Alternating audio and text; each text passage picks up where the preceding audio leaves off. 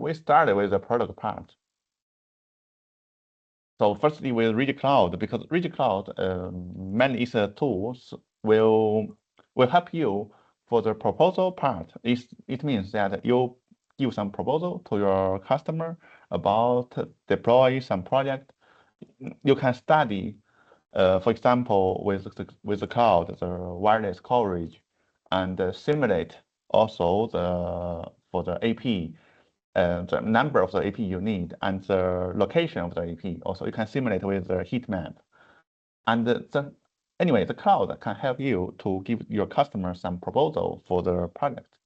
And then for the deployment, of course, you can deploy all these things, all these features through cloud. Like self-organizing network is like you add one device, you will have all devices into cloud, because the song is a self-networking, is that one device is able to search others ones. So make you can every networking device from us can talk to each other actually. So you access to one device and you can manage all the devices. And the pre-configuration is that if you configure some project already, imagine you add some new access point. And this access point wants to be added to cloud, and it will be configured automatically for you. So you don't need to do some specific configuration for the new added access point. And you can do also some pre-configuration for the new devices. And the load balance is like you will have in our gateway, in our routers, you will have some failover functionalities, like you can connect two WANs with two ISP lines. So it can load balance the traffic to across the two WANs, or it can do a failover. So you can set up one of the port is like a main port, and the other one is like a backup port. So you will have also the failover, and also our switches and the support the aggregation. Yes, link aggregation. And the multiple authentication, because our solution include the portal, the captive portal. So you can configure the captive portal on the cloud, and it will synchronize to the devices. So you will have the captive portal. So the next one is the app and the URL control. So you can do some flow control through our router. For example, you want to block YouTube, or you want to block some gaming app.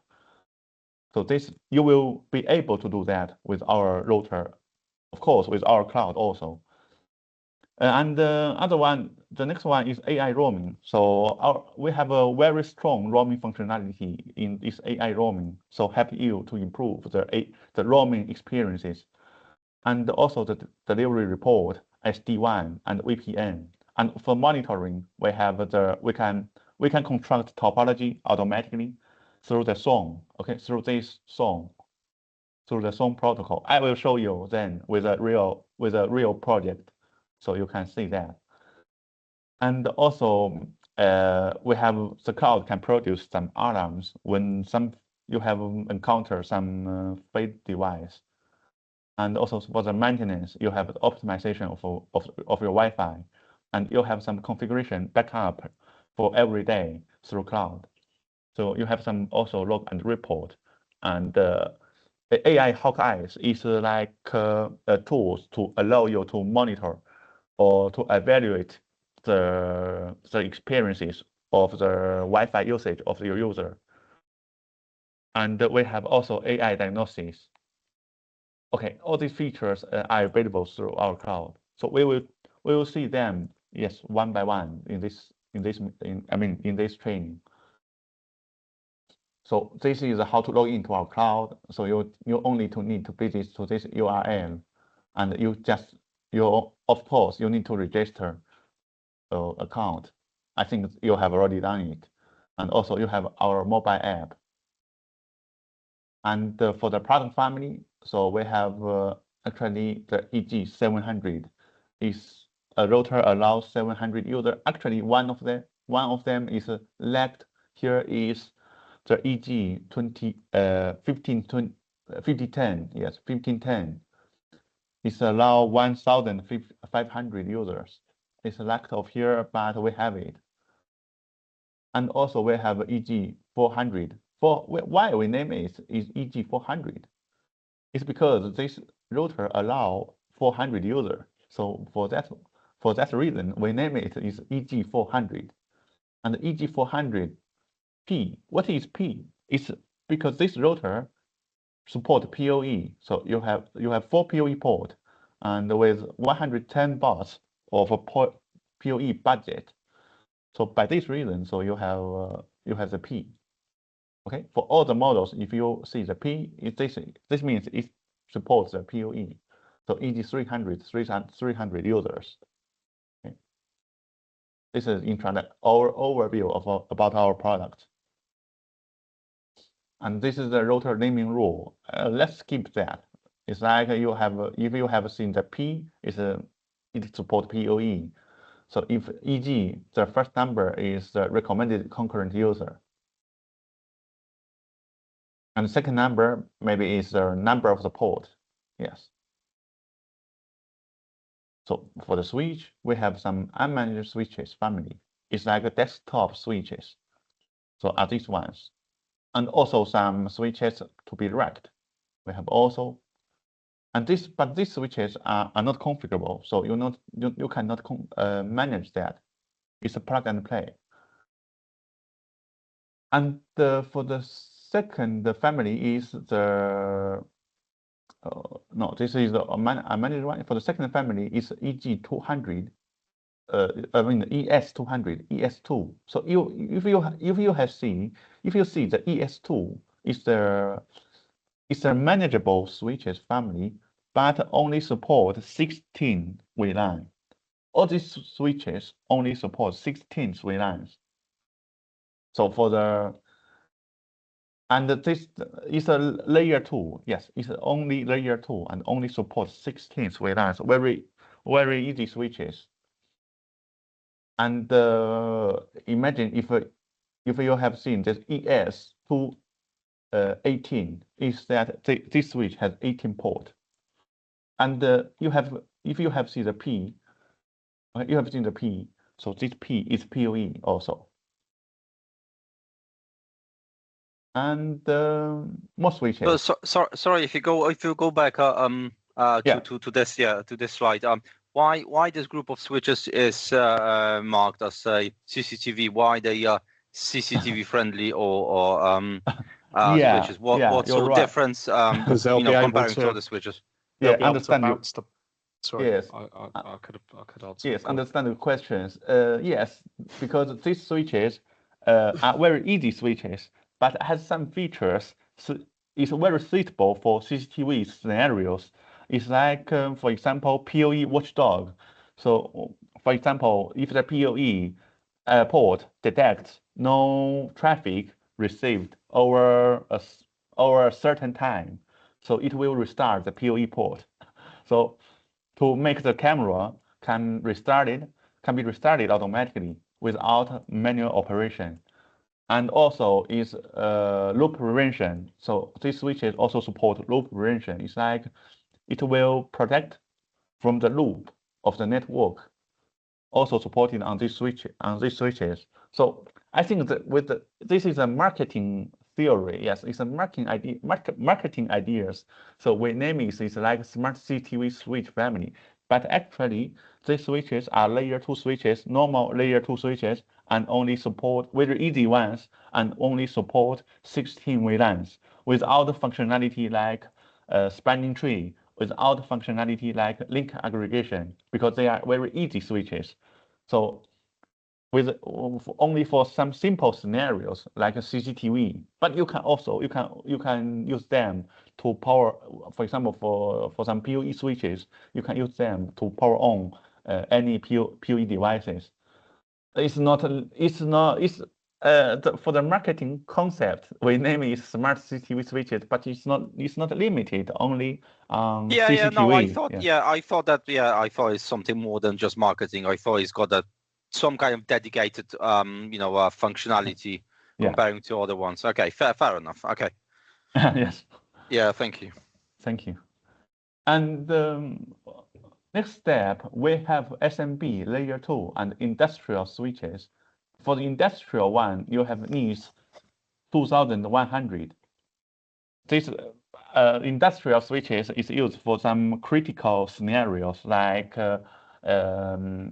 outdoor scenarios. So you won't have a very stable temperature, or you will and other conditions for the usage of the switch. So for this reason, so you will have the industrial switches for that scenarios. And also for layer 2 switches, these switches are layer 2, but it's more advanced compared with the ES series. With the NBS series, for example, it supports the 4096 VLANs. Okay, all the VLANs, all numbers of VLANs is supported here, and it also has more capacity about MAC address table and more resources. And all these switches support features like spanning tree protocol and also the link aggregation. So these switches are still layer 2, but support more advanced features. So we name these switches is like SMB layer 2. It's layer 2 switches, but more advanced one. Yeah. But still layer 2. Yes. You have a PoE models and the models without PoE, and the number of port. For example, this switch is 24 normal port, normal Ethernet port, and 4 10 giga and fiber port. Yes, this is a layer 2 and industrial. So we are seeing also the Wi-Fi part. Yes, we have all these models of the Wi-Fi. I think we have all more models like a Wi-Fi 7. Yes, it's 72 Pro. But this is why all these models you have here overview. Actually, we have 73 Pro, but I think it's already available. Yes, because this is slides used for training also globally for all the world. So we only put some of the model here, but you have the Wi-Fi 7 with 3 model. Well, I mean with 3 band. It's like 73 Pro. And here, okay, it's 72 Pro. It's only because this access point only have 2 band. It's 2.4G and 5G band. Yes, only 2 band here. But you have also some models with 3 band. Remember, it's 73 Pro and 73 HD, I think. And also you have the Ref 72, also 2 band. But for the 5 gigahertz, here you have 3 antennas, and here you have 2 only. And you have this one for outdoor usage. And this is Wi-Fi 6. And for example, you have this one is 2260E. This is a model with 5 antennas. It's 4x4 MIMO. And also you have outdoor ones. And you have also models for Wi-Fi 5, with very old one, but only Wi-Fi 5. Yeah.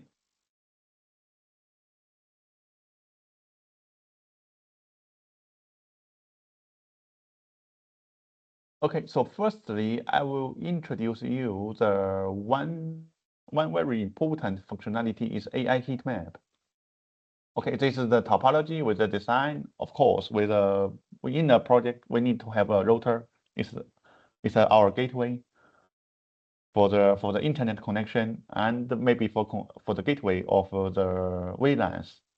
And also we have some switches to enable the access port for the VLANs, and more switches to connect the access point or end devices. And finally, we have also some access points to connect it to the switch. This is a very normal topology in SMB scenarios. Okay, for example, we need to have different VLANs.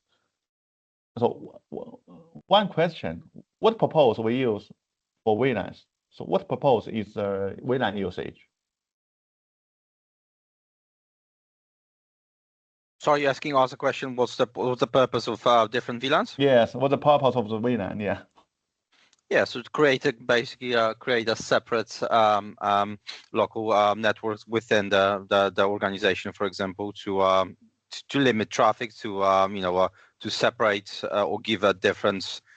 You can configure it, also things like bandwidth. You can lower or extend bandwidth. You can create separate, for example, guest VLAN for external users. So basically, you can exclude them from the other network, for the main network. With basically different. You can give them different privileges over the network, and you name it. It's basically to structurize the network, compartmentalize it, so create the different sections within the network itself. Yes, it's about to segment the network into different areas, and you can do some specific policy according different areas, according to different VLANs. And the AI heat map, this one I think is more suitable to introduce you by a real example. If you go to the cloud and you have these tools, is AI heat map. This will help you in order to give some proposal, like some proposal to your customer for their budget, for the number of devices. You will specify the number of devices. You will tell them also the coverage result after simulating with these tools. So I would like to introduce you directly with a real example instead of telling you with a PPT. So I will connect to my Cloud account.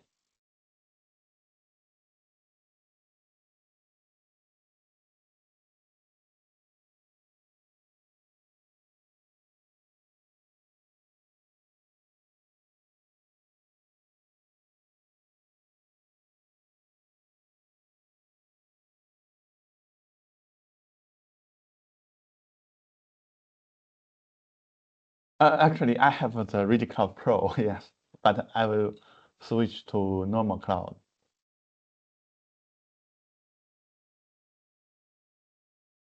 So if you click here, AI heat map. So I will create a new BOM, yes. It's training, TCO.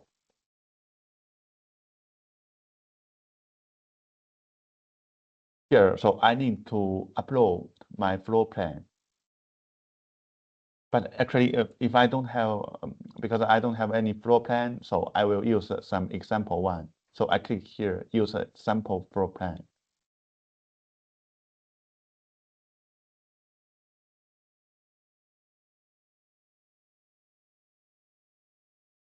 So once you upload this plan, the first thing you will do is specify, okay, is specify the length of one part of the plan.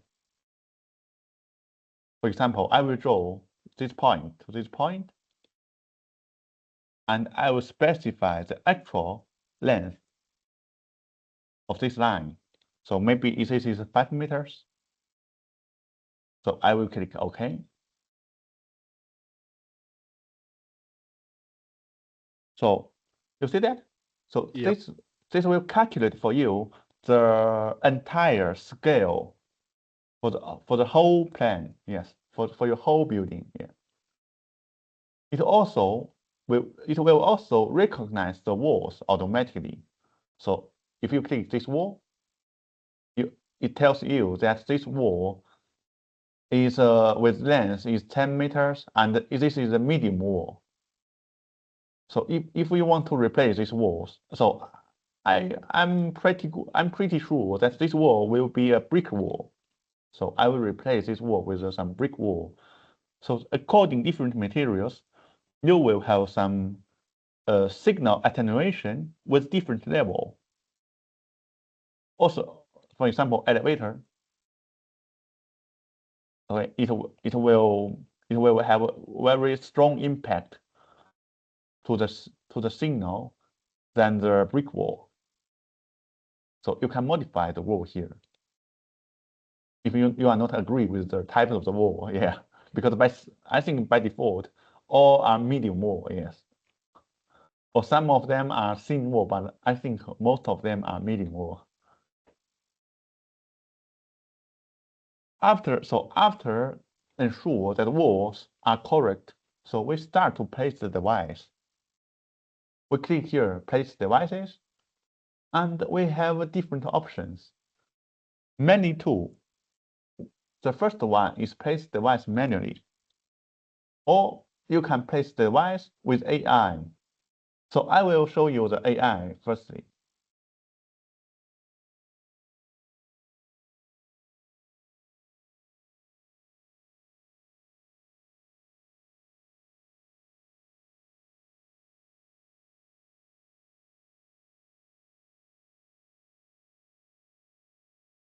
So I can use the AP model by default, or I can specify some specific AP model. If I want to use this one, it's a Wi-Fi 6. And that's all. I don't want to specify any wall plate AP. So after selecting the AP model, I can start AP placement.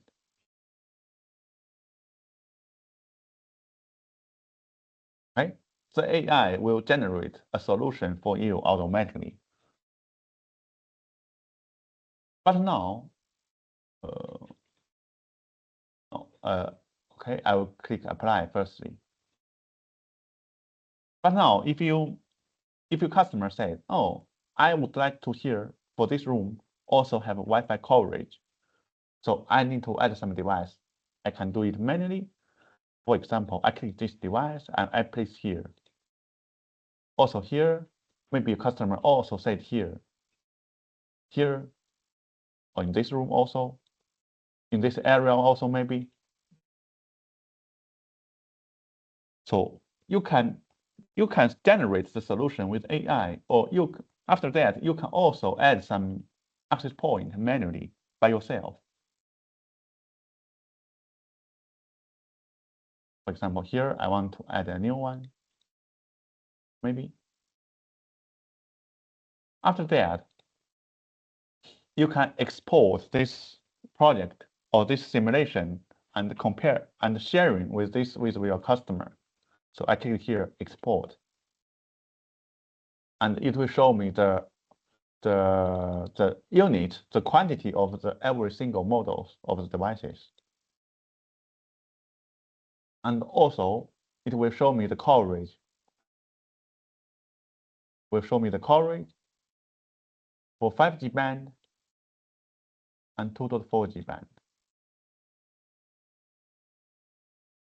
And how can I share this to customer? So I can save it, of course, locally and export it by PDF or Word or Excel.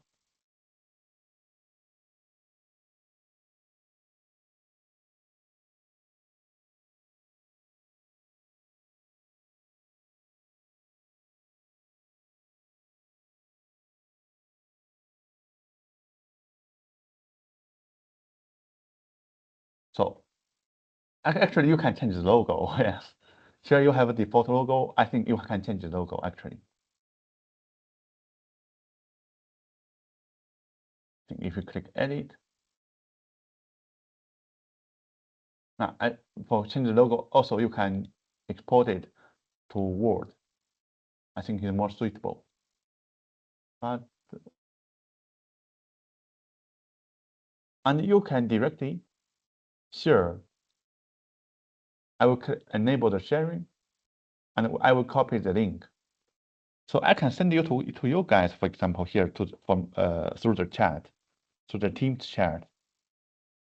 So if you look at the chat, you can get this link and copy to your navigator and log into your account and receive this design done by me. And you can also edit this bomb. You can edit this plan.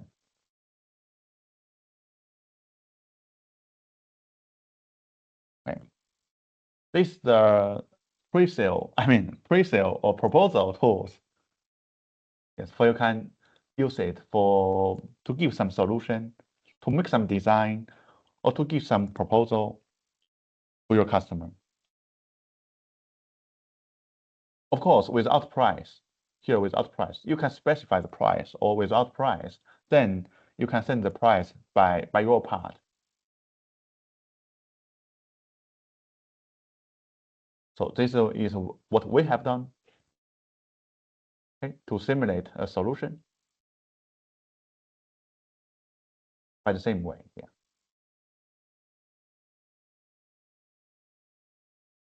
Jordan, quick one. Out of curiosity, have we been generating those heat maps for the customers here and there? Yeah, I do this every day. Oh, right. Oh, wow. Awesome. Okay. Oh, I don't know. Yeah, no, brilliant. I've been through this training with Himanshu.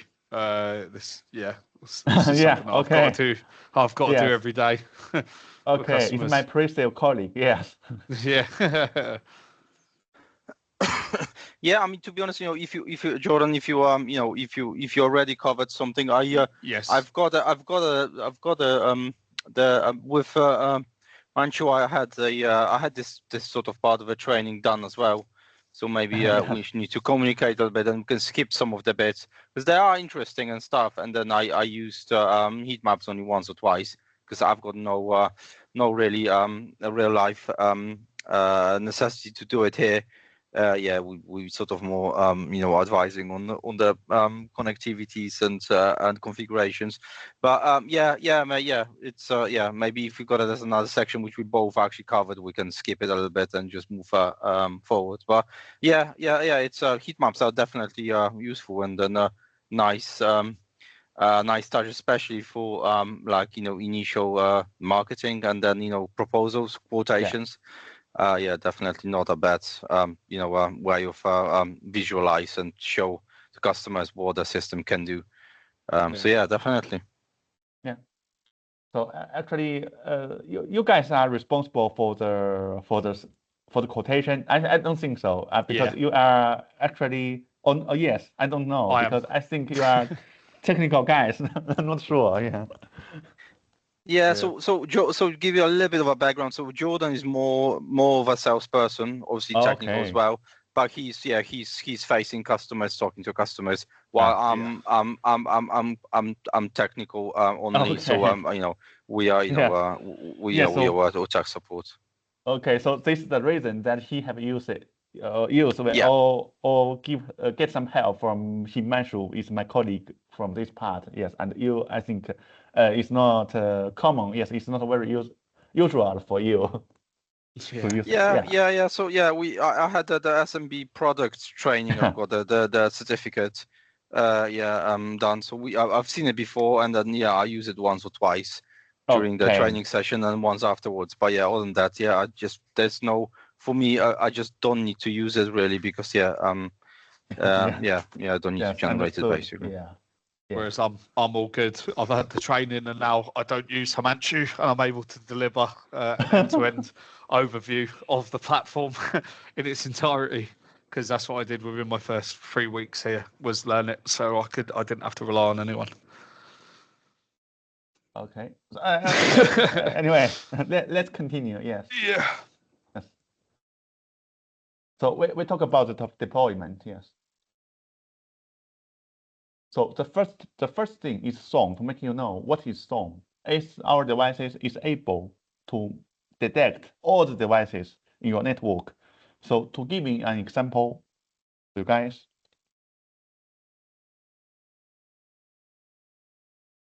For example, this is my cloud.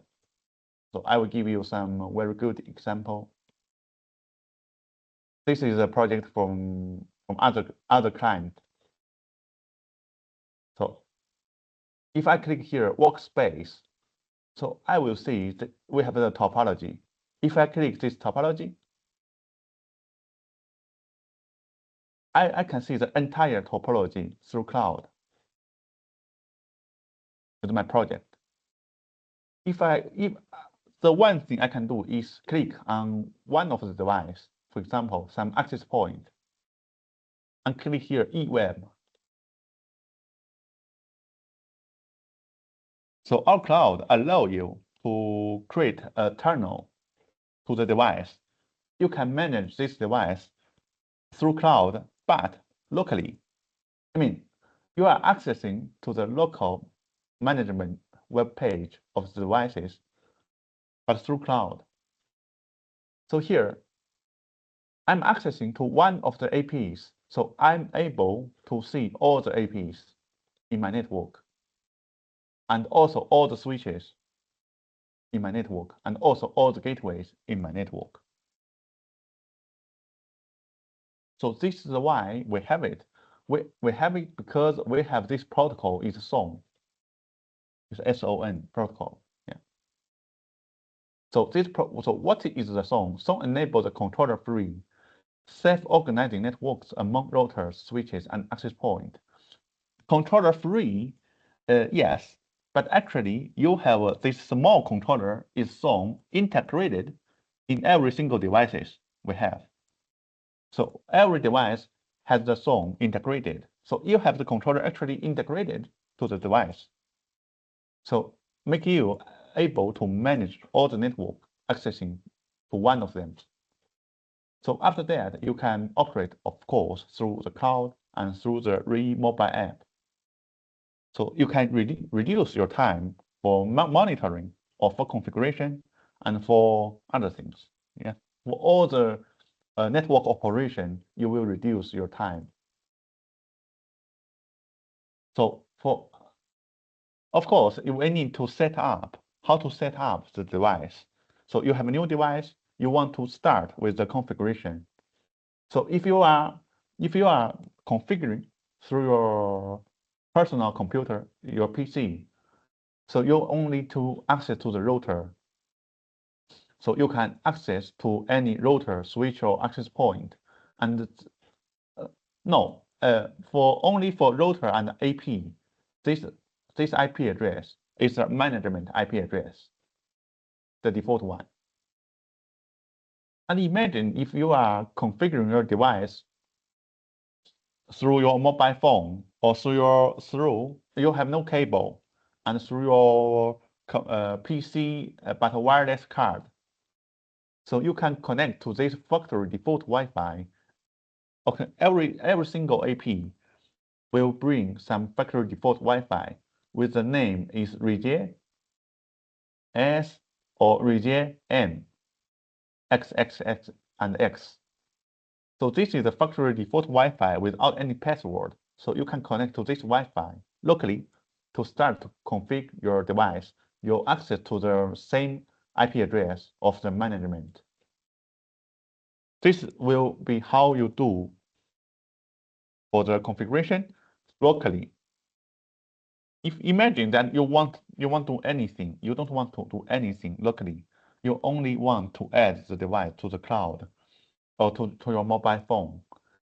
So you only need to input.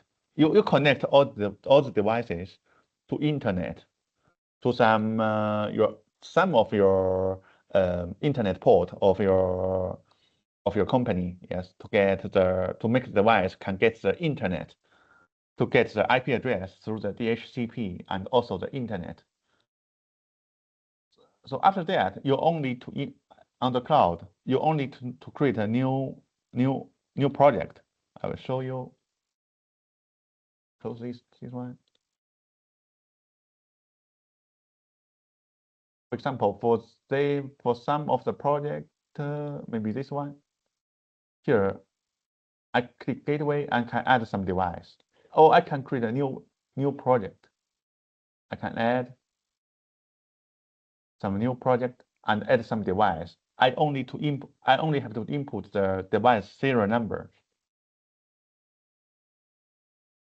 So this is how to set up the device locally. So after accessing to this AP, to this IP address, so it will ask you to perform some password, to configure some password. And also it will detect all the devices in your network. And it will ask you to connect to internet through the PPPoE or DHCP or static IP. And also it will require you to configure some Wi-Fi if you have some access point. Then the configuration is done. And maybe this project is not still connected to the RSE cloud. And then after adding these devices, after configuring these devices, you only to go to cloud and add a serial number of one of the devices, and you can add all of them on the cloud. So you log into the cloud and you add the devices, the cloud management. Of course, you can firstly add the devices to the cloud and then perform the setup and configuration through the cloud. And you can firstly do the configuration locally and then add it to cloud. It's free, yes. It's based on your decision. Totally depending on you, yeah. Of course, you can add the project and you can share the project. For example, I want to share the project with you guys of one of these projects. I will refresh the page. For example, I want to share this project with you guys. So I click here, this button, and I can click here to share the project and then copy link. Okay, I don't have permission here. I think it's not well loaded, my account. Here, I will share this project. Okay, I think I need to refresh the page.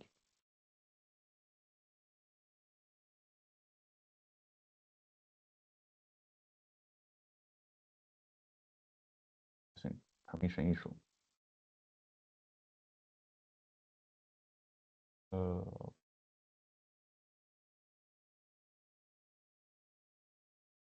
I will log out first.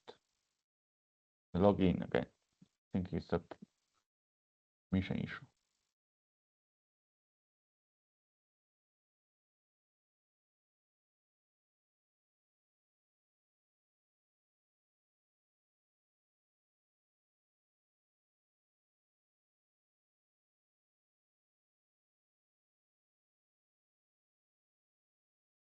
So I click this button and it will generate a share link, and I copy link. I can send this project to you. So you can receive that and you can operate to this project also. And also for sure that you can receive the project after you get the share link. And this is the manually to add a project on the cloud. You specify the project name and the password and the scenario and the time zone. And you add one of the devices. If you want to add some gateway, you can click here gateway and you input the serial number, the SN of the devices. If you have imagine that you have set up the device previously locally, so you have configured some password for your device. So you need to input the password here of the device for the security reasons. So you input the serial number and you input the password, and then all the devices will be added automatically on the cloud. And like I have done before, that you can click here to go to access to the e-web page. It's a local management web page of your device through cloud. It's like you are accessing locally to the router or to the access point through the cloud.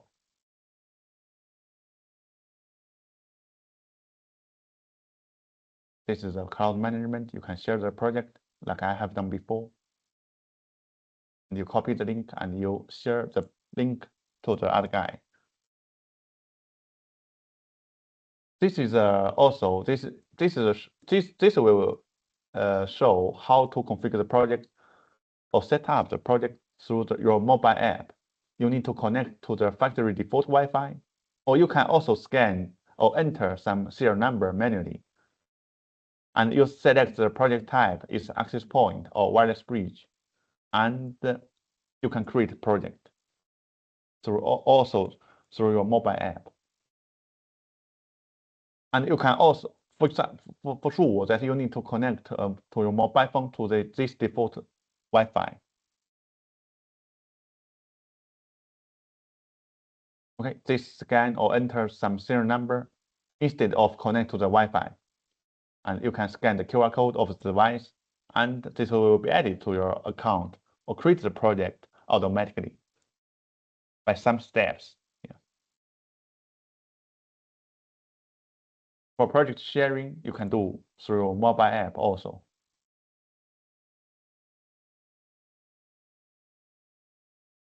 You can add, after add the project, if you add new devices, you can click add devices. You have bought some new devices, so you can add a new device here. And you can upgrade your device through the cloud. Okay, it will show you some devices is upgrade is in order to upgrade, so you can do that through cloud also. And you can program, you can schedule the upgrade. For example, at 1 o'clock of the night, midnight. And all the devices will have a common password. If you forget the password of your devices, so what can you do? You can recover, you can see the password of your project here.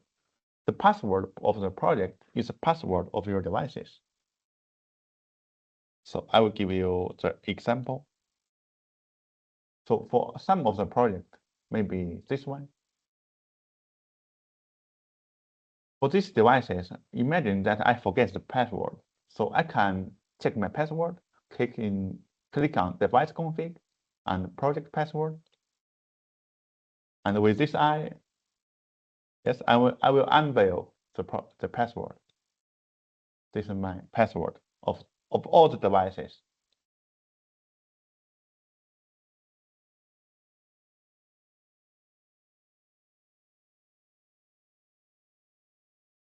Yes, any questions here? Nah. No? No. Yeah. No, so Yes, it's pretty easy operation. Yeah. So VLAN and DHCP, imagine you have VLAN 1, VLAN 10, and VLAN 20. So you want to configure VLAN 20 and also for wired user, and you want to configure VLAN 20, VLAN 10 for wired user and VLAN 20 for Wi-Fi. So how can we do that? I will go to the cloud. Let me show you the practice directly. So I will use some demo project. It's SMB demo.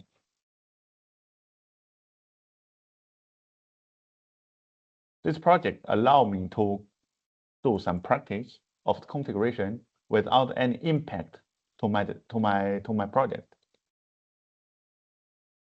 Okay, these devices are synchronizing.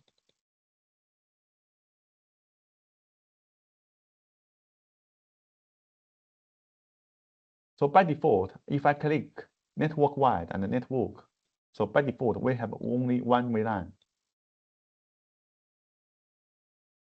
So I will create the VLAN 10 and I will enable several ports on some of the switches for the PC for the PC connection or for connect some printers, okay, on VLAN 10. So how can I do that? I click here, add, and add wired VLAN. I input here VLAN 10, and I will check the IP address. Here is 192.168.10.1. Yes, it's correct. And here I will input the wired user, wired. And I will assign the IP address through my gateway instead of core switch. Of course, I can assign the IP address to the core switch, and on the router, it will add one static route automatically. This will be automatic process for you. Yes, you don't need to manually edit one static route on your gateway. So in this case, I will deploy the gateway and the DHCP service on my router. Yeah. I click next. So for this step, I only need to select, for example, these two switches, and I select this port for access port. And the trunk port, I don't need to select anything because for trunk port, it will be configured for me automatically on all the devices selected. So I will click next. It will generate a configuration summary for me. In every device, what operation it will be done. So after checking that, I will click apply. Only 4 steps.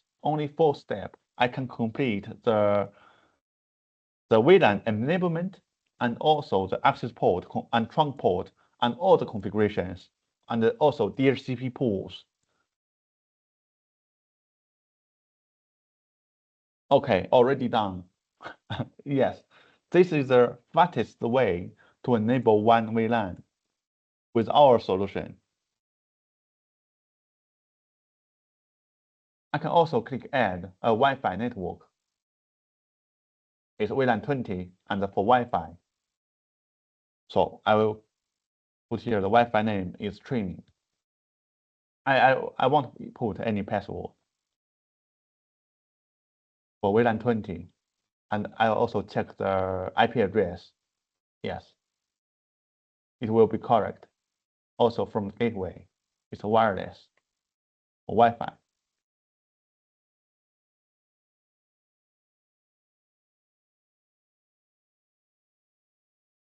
So here, I don't need to select any access port because this will be the Wi-Fi.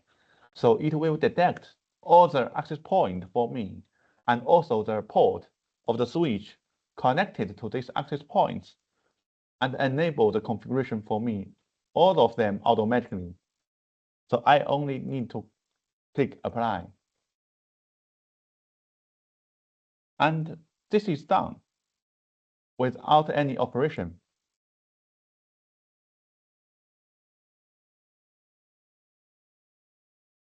So with our solution, I'm able to enable a Wi-Fi associated with the VLAN and also some VLAN with access port only in 5 minutes. Okay, it's very easy configuration. To check that, for example, here, for example, this is a port connected to some access point. So it configured for me automatically for trunk port. To check that also, I check both VLAN are created here.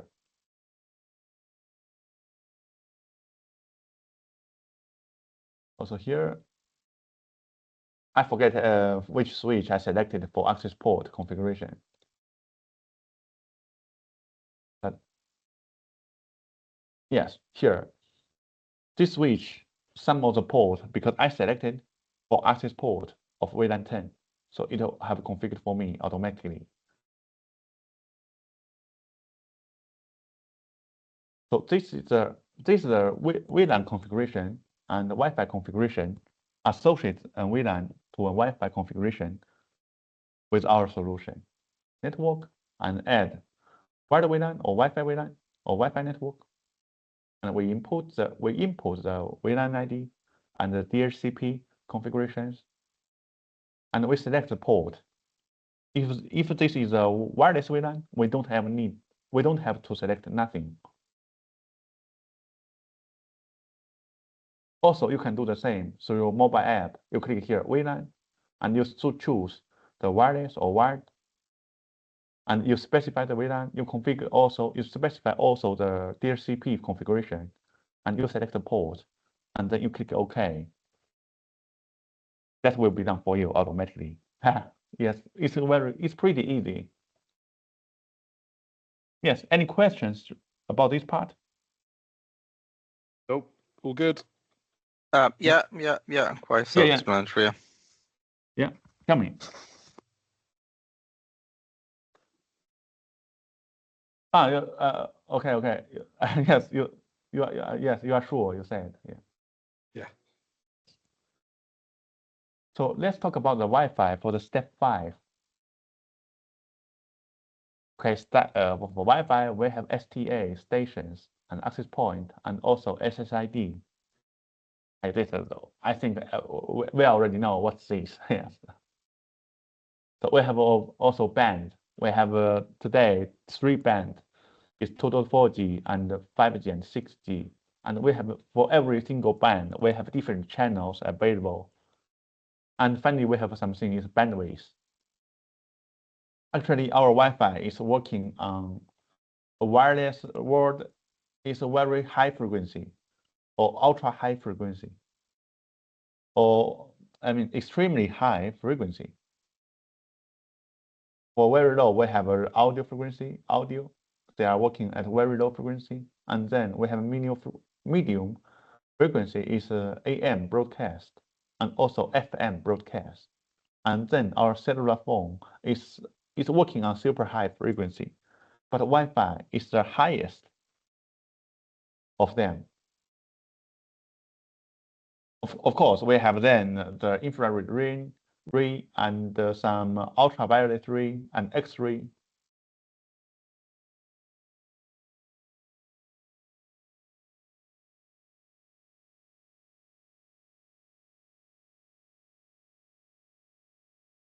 Okay, so the Wi-Fi we can create by 2 ways.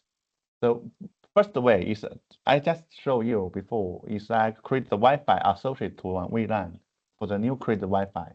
So this creation of the Wi-Fi only allow me to specify some basic configurations like a password and a Wi-Fi name and also the frequency band. But it doesn't allow me to do some advanced configuration. So I need to go to the method 2.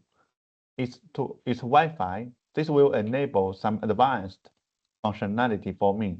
So I will show you. Previously, I have to do configuration of the Wi-Fi of VLAN 20 here. But this has been done, but only enable some very basic feature. If I click here, device config and Wi-Fi, and I click here, oh, I have seen this Wi-Fi is opened with 2 radio and with this name. These are basic configuration that I have done before, but it didn't allow me to configure some features like MLO, like also of course VLAN ID. Yes, it specified the VLAN ID before, and also it doesn't allow me to enable the 5G prior access, and also the rate limit for every single user. And also the Wi-Fi standard and MLO, as mentioned before, for Wi-Fi 7. So for this configuration, advanced configuration, I need to go to the device config and Wi-Fi to modify the configuration. Yeah. So this is a method 2 for in the Wi-Fi menu. So this is how I did before, is network and add some Wi-Fi network, specify the Wi-Fi name and the security options, and specify the VLAN and complete the configuration. Also, we can do through our mobile phone. And for some advanced configuration, I need to go to Wi-Fi, device config and Wi-Fi.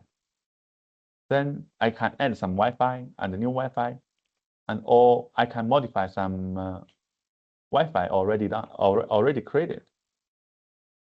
So I can specify the name, password, and encryption method, and the radio also. These are basic configurations that I have done before in the first step, but I can modify them.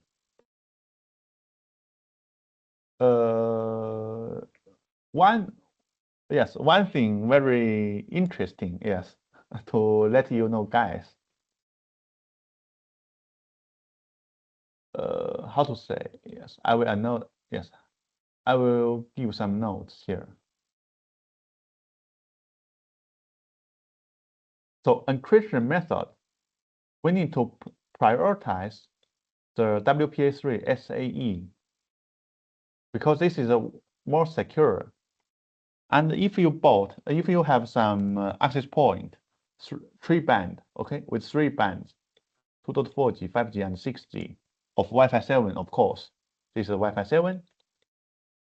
This is Wi-Fi 7.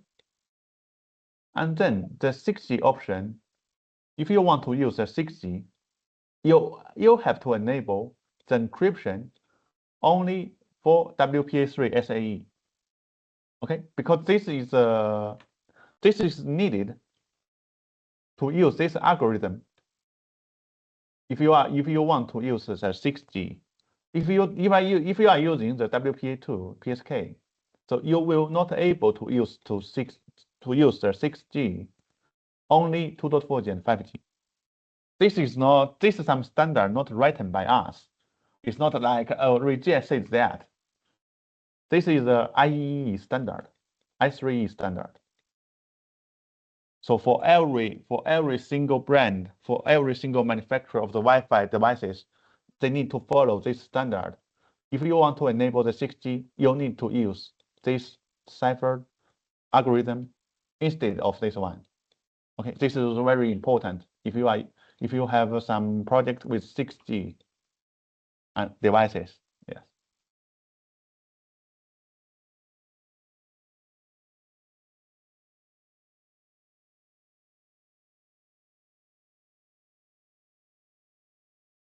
So some other parameters. So we have a Wi-Fi standard. We can let it by auto. Yes, because if you specify the Wi-Fi 7, so device doesn't support Wi-Fi 7, won't be able to connect to your device. And also the next one is MLO. This will be enabled if you have Wi-Fi 7, because remember in Wi-Fi 6 we have 2 band, 2.4G and 5G, and if some client connect to your network, actually they are using only 1 band, okay, one of them. They are not able to use 2 band at the same time.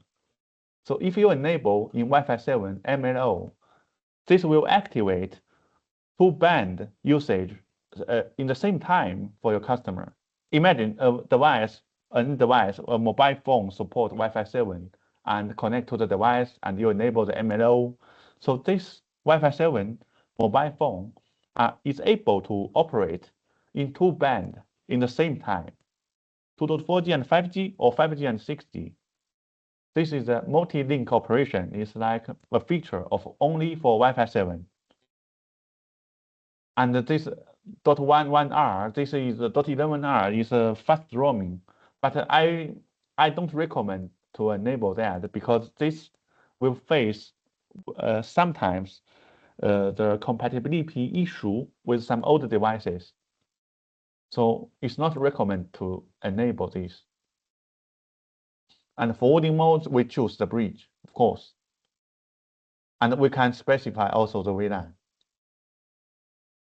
And we can enable the client isolation for some, usually for some guest Wi-Fi, to make every single STA cannot communicate with each other. And also layer 2 isolation. And we can enable the 5G prior access to make the devices capable, with 5G capable, to use the 5G first, steer them to 5G.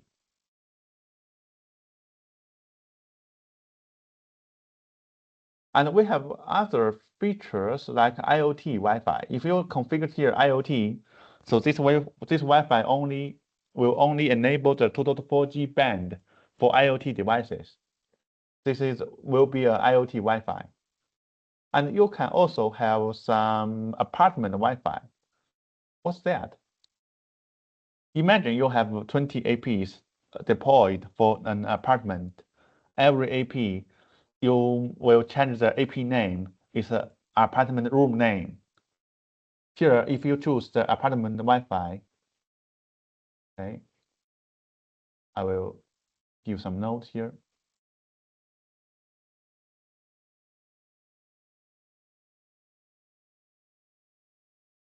Here, you need to specify some name prefix. It's like some prefix for your Wi-Fi, and for every single access point, it will have own Wi-Fi name. So the name of the Wi-Fi for every access point, it will be the prefix and the AP name, and AP name of the AP, plus name of the AP. So for every single room, you will broadcast a different Wi-Fi according different APs. The Wi-Fi name will be the name prefix and the AP name. And you will generate some random password for the apartment scenario. So this is the apartment Wi-Fi.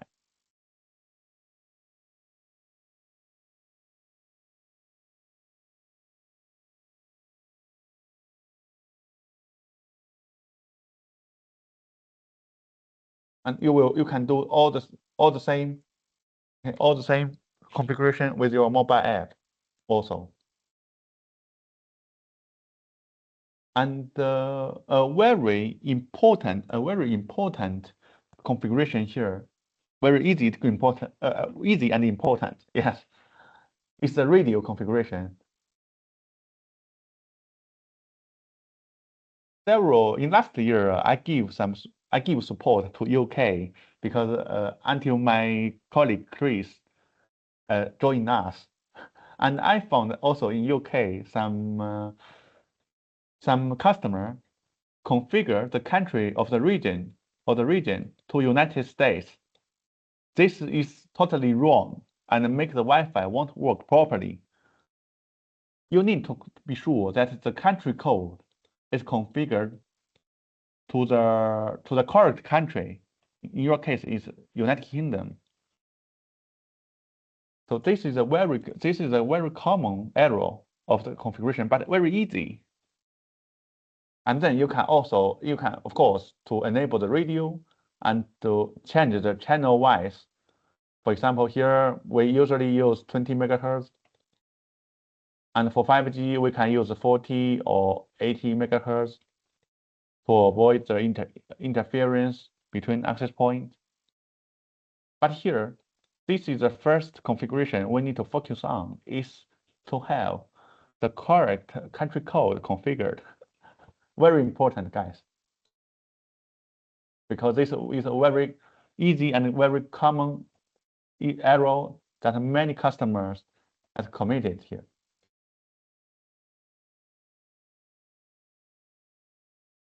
And also we have a radio planning. I will show the example to you.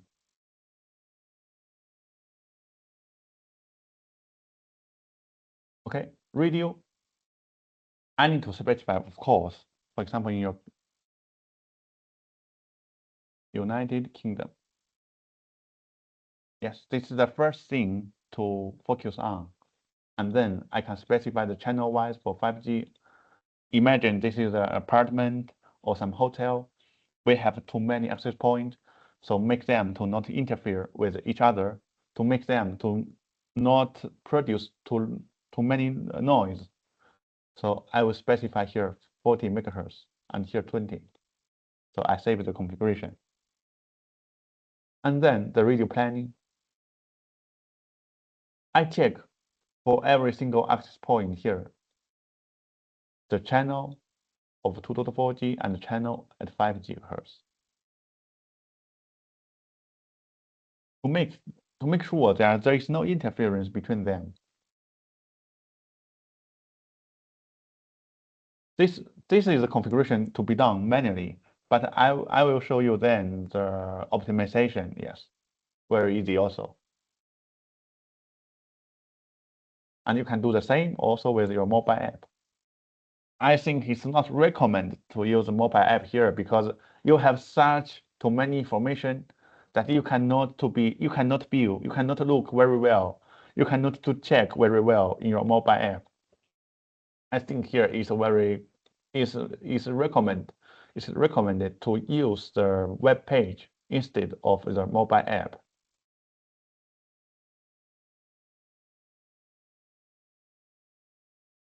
So any questions until now? No. No.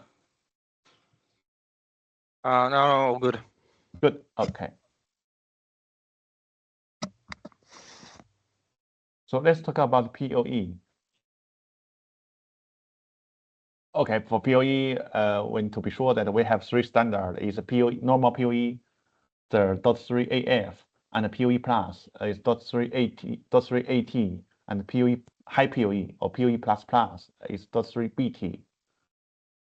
And the normal POE, we only have 15 balls, and for the POE plus, we have maximum power is 30 balls, and for high POE, we have 90 bars. We have PSE is some switches. It's delivering the power, and some devices is receiving power. We name it PD, power device, and PSE is power sourcing equipment. And for configuration, it's very easy. Yes, it's PoE capable in every port. We need to configure open in order to deliver the PoE power. Also, we can do some PoE schedule for some devices. I think only MBS supports these to schedule the PoE. So you schedule the PoE to power on the port during a period of time. And here we have a very interesting part is configure the PoE locally. I will show you with also an example, a real device. A good example can be this one. So this is the switch of one of my lab. So I click here to the eWeb. I go to the local management web page of this device, of this switch.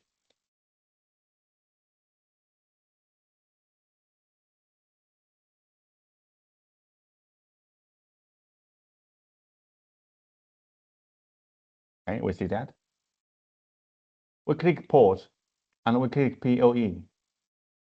Here, so I can specify the power mode. Web 2 mode is the energy saving and outdoor mode. Do you know, are you curious about the difference between two modes? Or do you know the difference between these two modes? No, I don't know. No, Yeah, I will explain to you. cheers. Imagine I'm working on energy. Firstly, imagine I'm working on energy saving mode.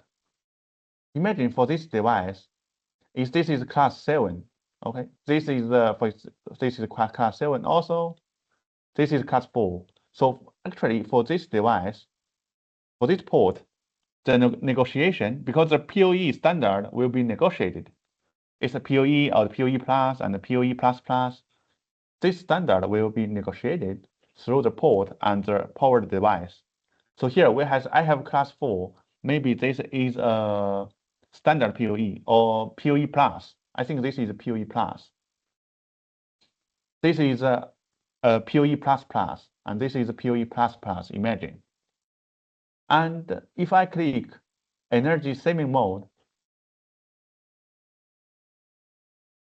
also it's negotiated to the PoE plus plus. It will deliver the power according to the need, okay, according to the actual consumption. If I click auto here, what will happen? So for this port, the negotiation result is PoE plus plus. So this port, the switch will be allocated 60 bus for this port. But actually, the device only consumes 8 bus. But but it will reserve or it will allocate the power according to the negotiation instead of the actual consumption. This is the outdoor. And the energy saving is not that. It will allocate the power according to the actual consumption, not the negotiation. So this is the difference. Okay? These are differences between these two modes. And this is a PoE watchdog. If I enable that, I input here is the 90 second. What happened? I click save. What happened? Imagine for this port, the AP is frozen for some reason. The AP, the access point, is frozen, or the camera connected to some port is frozen also. So it's frozen, so it won't deliver the traffic from the end device to the switch port. So after the switch port after detect there is no traffic received during 90 seconds, so it will repower. It will repower the port automatically in order to repower the device which is frozen previously. So this is a PoE watchdog. Of course, you can other configurations. You can edit the interface, and you can enable the PoE or not. You can also specify the priority. Imagine for what purpose we use the priority. Imagine in this switch, the PoE budget is 370 watts. But in this switch, we have more and more ports. We have 8 ports, all of them powered by PoE++. So 8 multiplied to 60 is 480 watts we need here. But we only have 370 watts. So this is insufficient for all the ports. So I can give the priority to the port. So the port with higher priority will deliver the power first. The port with lower priority will be deliver the power later, or give low power, provide low power to that port. Okay. This is our configuration of PoE. Yes, the same thing I have shown you. You can do the all the same configuration you can do by the mobile app.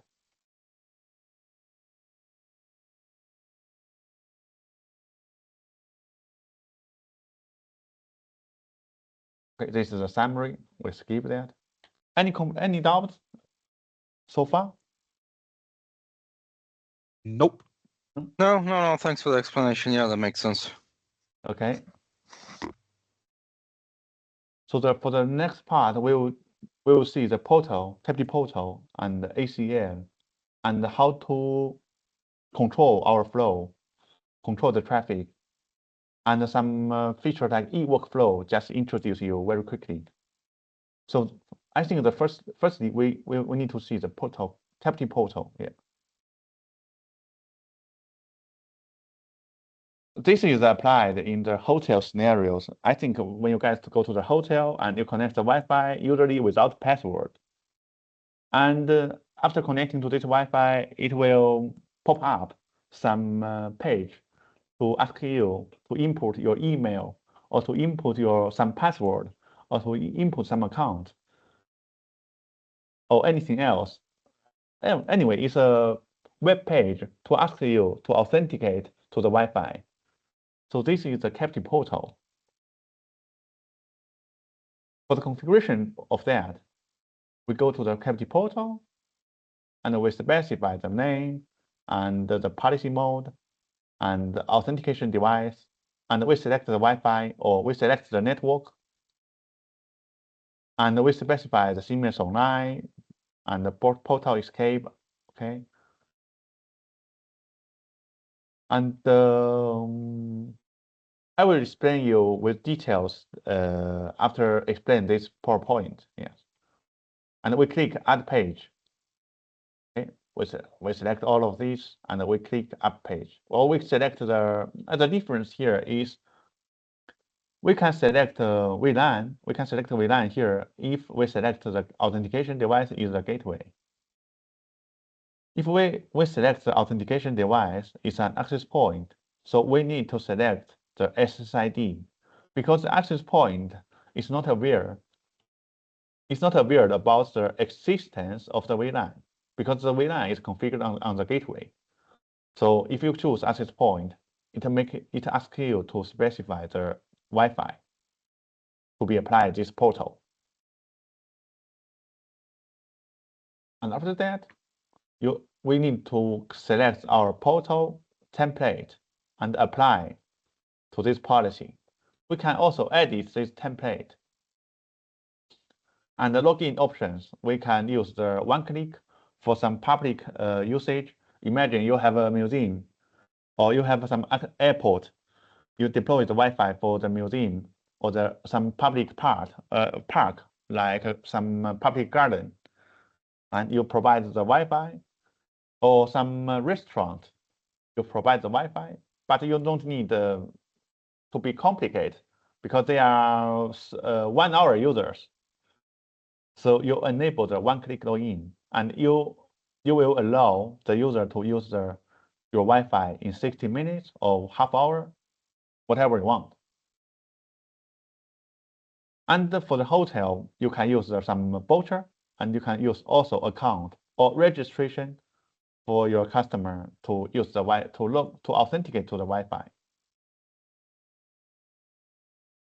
And then you can change every single design here. You can upload your logo, your background image, and also some text and terms and conditions for usages, and also some button color or some marketing message or marketing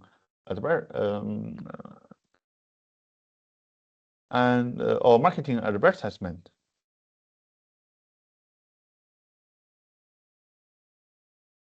And then you will create some account or voucher or user for the portal.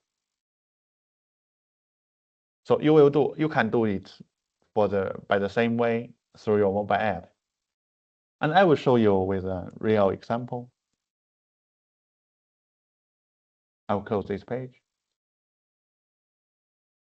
I'll go to my demo project. Imagine I have created before this Wi-Fi is the training Wi-Fi associated with VLAN 20. So I want to create a portal here. So firstly, I go to the Captive portal and I add a new portal and specify its training. The name of the portal, we can specify anything we want. And the policy mode, if you choose cloud authentication, so what's the result? It's every single authentication will be done on the cloud, on the Ready Cloud. You can choose local.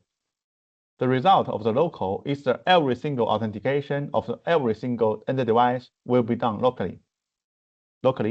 So if you choose local, this configuration of the Captive portal on the cloud will be synchronized to your local router, to your local gateway, and the authentication part will be done locally. So I choose Wi-Fi 20. For example, I'm using the local or the cloud, firstly cloud, okay? I'm using the cloud authentication, and I choose the VLAN 20. Is a VLAN I have configured previously. In this case, is authentication device is my router. If I change to the access points, I need to specify the Wi-Fi is my training Wi-Fi created before. So I will keep it is like a router. Seamless online is that once one end device or one mobile phone is authenticated, they are authenticated and connected to the network, and then they may go out for dinner or for some lunch, and after 2 hours they go back. So if I keep here 1 day, so in 1 day, they don't need to authenticate again. When they go back, they can connect to the Wi-Fi directly without any authentication. We keep 1 day or 1 week for some hotel scenarios. And the portal bypass is that if you choose here the cloud authentication, imagine 1 day the cloud is not available. Not very common. Okay, I don't think so. But imagine for some reason the cloud is not available. So you choose here the cloud authentication, but cloud is failing. But with this button, it will allow the customer connect to the Wi-Fi without authentication because the cloud is not available. So we can enable this portal bypass. And we add a new page. For example, we specify also the name, anything we want. And here I will use the voucher or account. I will remove the one click. And I can specify some post login URL. It's like www.google.com.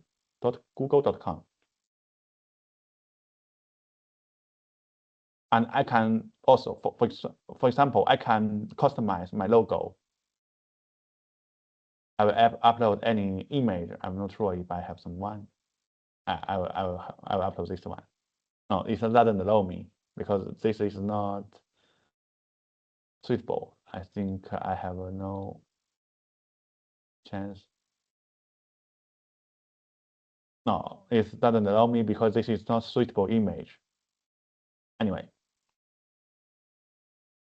And I can change also the background, or I can upload some background by myself. For example, this one. Oh, this is a QR code. Anyway.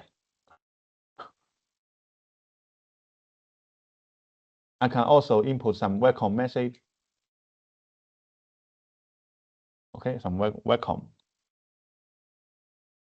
Or some marketing message. And term and conditions.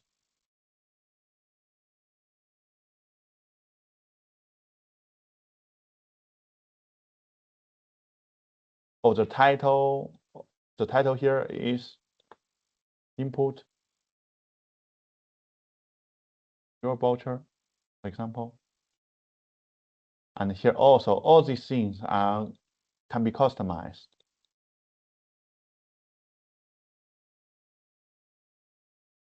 And after that, I click OK.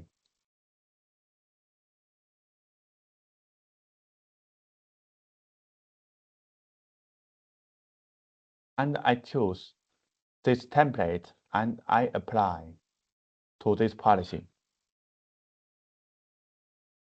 Okay, already done. And we create the user. Maybe we add a new voucher, and we add 10 vouchers for connect to the Wi-Fi, and we need to specify the user group. So the user group is training. So I have created 10 passwords for Wi-Fi access to provide to the end customer. And why I need to specify the user group? Because by user group, I can create the access policy. For example, I can specify some quota. It's 10G for every single user. And the period, I only allow every voucher to be used in 1 day or 2 weeks. Also, I can specify some speed here. This is to the policy of the usage for every single customer to use this voucher. Yes, you can see the period is 2 weeks. Also, I can add some account. Account is we have the username and the password. And we can bind to some user group also. We need to bind to this user group, for example. So I have created the account. So actually the user can log in according to my configuration here. The user can log in with voucher here and click this button and use some account. So this is the overall configuration about Captive Portal. Yes. Do you have some questions, guys? Nope. All good. No, all good. A quick one. Can we do a quick break for a cup of tea? Yeah, And, yeah, you're right. yeah. Yes. We If you have could, sir. almost Yeah, 1/2 unless you hour are sort of training. unless you've got a yeah, we're close to kind of closing the chapter or something. Yeah, if you can have a 5-10 minutes break now, if possible, that would be good. Yes, 15 minutes if you want. Yeah, awesome. Yeah. So, So what's 10:35, 40, 10:50 back? Yeah, is that okay? 10:50 back. Yes, we start again. Brilliant. Sorry, I'm late. No worry. Yes, so we're ready. So we start again. Okay. Sure. Yes, the first part for the configuration of bot security about authentication is Captive Portal. So the next one is ACL. Imagine that you configured several VLANs. So for layer 2, on layer 2, you will isolate by dividing them using the VLAN. Okay, no problem. So, but layer 3, imagine on layer 3, okay, I will show you what happened on layer 3. So I will choose one of the yes, for example, also this same project, yes, and this same device.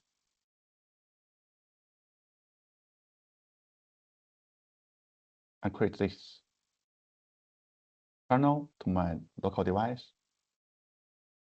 Routing info. So for every VLAN I created on my gateway, this is my core switch. On my gateway, for every single VLAN I created here, so it will generate for me something is direct routing. So by this reason that on layer 3, on layer 2, every VLAN are isolated on the switches. When the traffic is still on the switch, they are isolated to each other. But once the traffic of single VLAN for every VLAN reach to the gateway, this device, they can communicate with each other. So by this direct routing, on layer 2, I'm isolating these VLANs, but on layer 3, these VLANs actually can communicate with each other. So my idea is isolate one of the VLAN, okay, one of the VLAN, to make them only can go to internet instead of to communicate with other VLANs. So this we are using ACL for this feature. Also for the traffic filtering, we need to filter some traffic. We can use also ACL. Wow. So for configuration of the ACL is device config and ACL. And then you can create ACL on your device. For example, here on ACL and on my core switch is this one. I can create some ACL. Imagine I want to isolate this VLAN and this VLAN. So I will create an ACL, for example, IPv4 basis, and I will copy this one. The ACL name is block VLAN 101 to 777. 101 to 777. Okay, IPv4 basis. IPv4, and then I add a rule. This is a deny rule. And all the IP protocol and the source IP is this IP address. And the mask, the network mask also. And destination, of course, is this IP address. And here the mask is different. 27 is maybe 223, I think. 4. I'm not sure. Yes, 224. Yeah. So I will deny that. But I will add a new rule to permit all. A default rule, yes. Because if you don't add a default rule, it will deny all. By default, the rule of ACL is deny all the traffic. To avoid that, you deny all the traffic, you need to add at final the deny all. Yes, I can change this number to a very big number.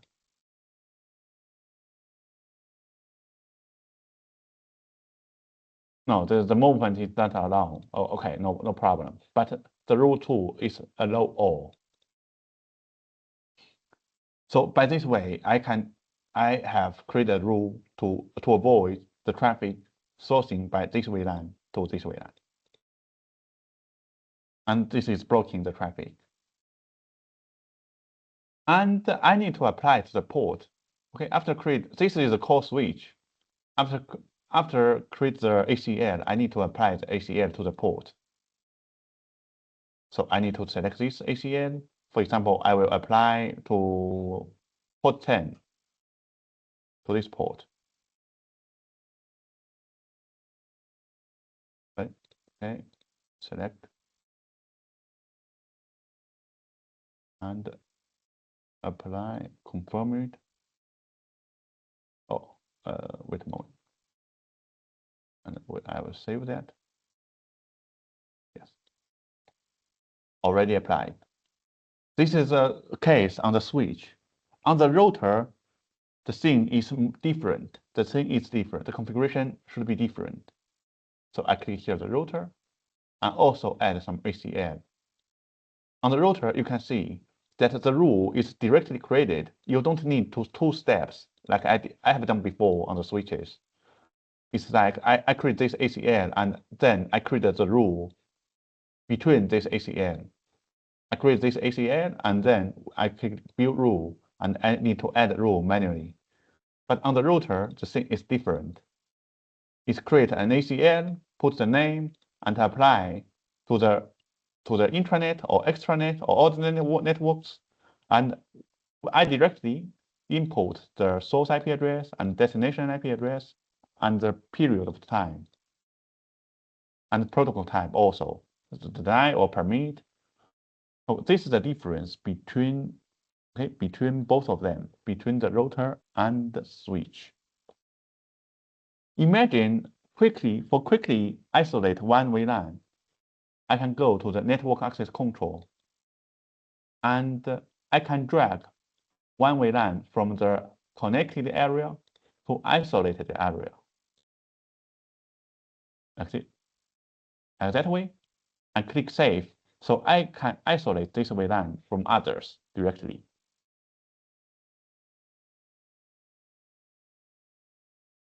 Okay, this is how to configure ACL quickly to isolate one VLAN. To be more sophisticated, so you can go to here and configure ACL with details of the rules.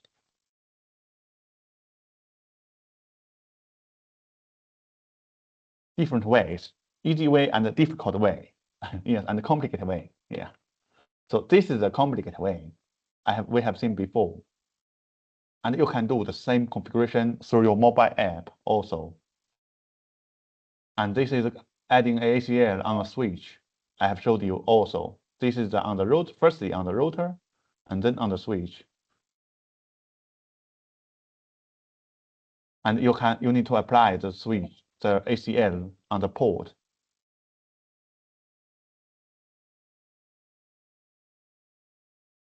And also, I showed you that you have connected area. You go to the network wide and the network access control, and then you have connected area. So in connected area, for every single VLAN, they can communicate with each other. But in isolated area, they cannot communicate with each other. They cannot communicate neither connected area with connected area. Okay, this is an easy way to create ACL to isolate one VLAN.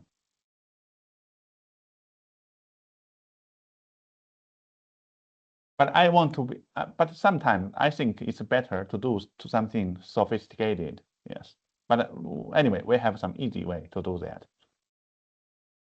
We have another way here is not explained to you, but I want to introduce to you also. Another way to do that is I click to gateway. Okay, I click to gateway web page.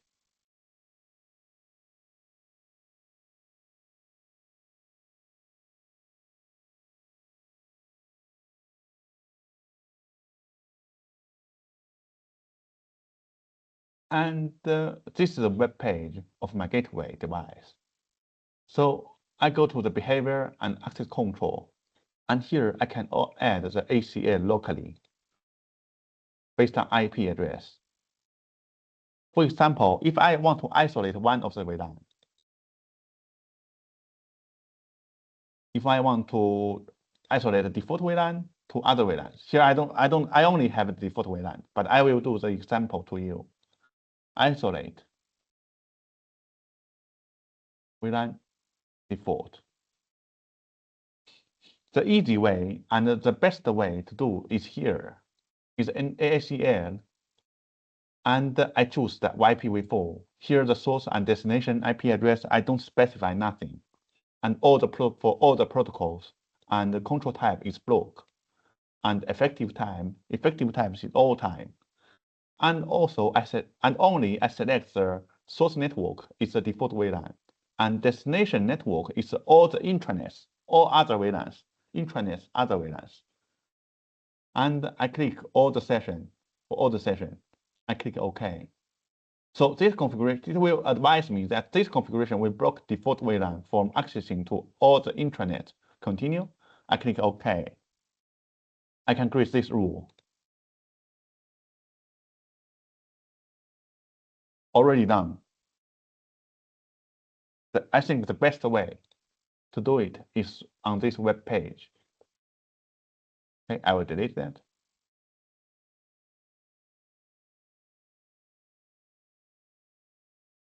Something is not specified here in the PowerPoint, but yeah, I introduce you. Okay, the configuration also through the mobile app for the isolate zone to the interworking zone. Any doubt about the ACL?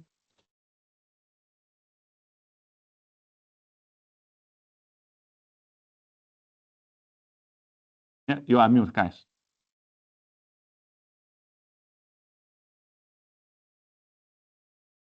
No doubts?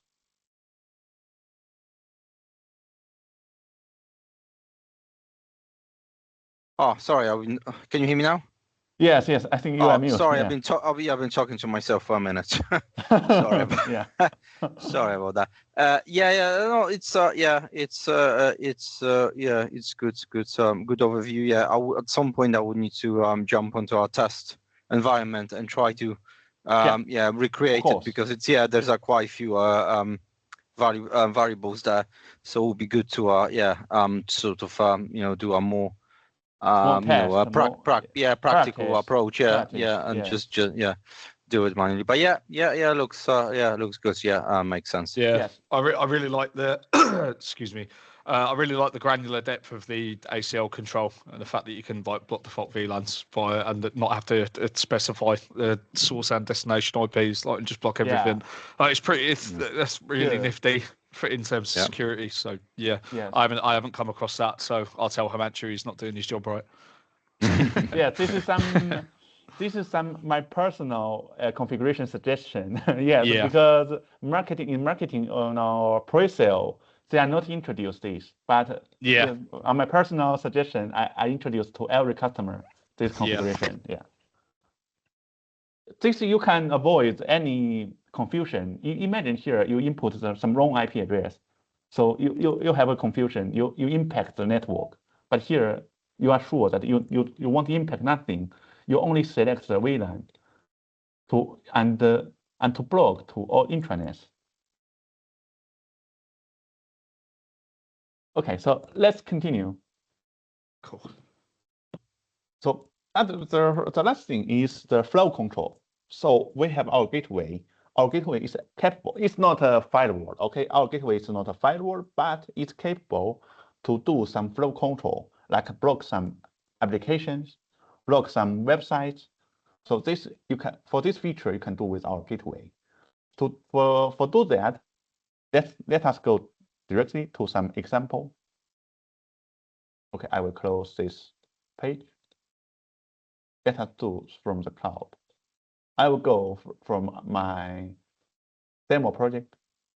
And I imagine I want to block shopping and videos applications for VLAN, for example, for VLAN 20, for example, for VLAN 20.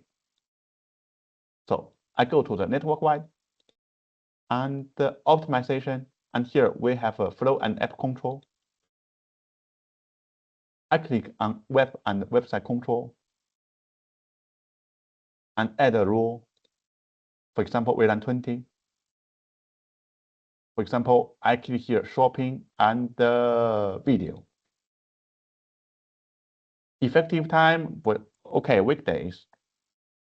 Weekend, it doesn't matter because I know they are not in the office. So I will name this rule is block shopping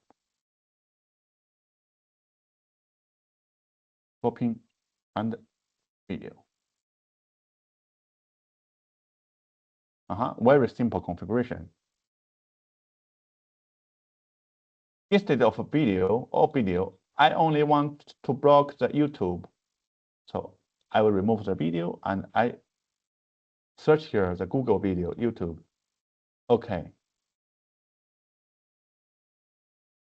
So here I will block the shopping and only YouTube for the users. Imagine that in because this blocking, okay, this traffic control is based on database. It's based on the database that in a database we have such applications. Imagine you have some website that is not on this database. We can check this database content. Okay, no problem. It's okay. Imagine some of the applications is not on the database. So I will use a real example for you, real project. The same flow and app control and app control. Here, with real project, you can customize website. Imagine for news, you have all this URL by the default database.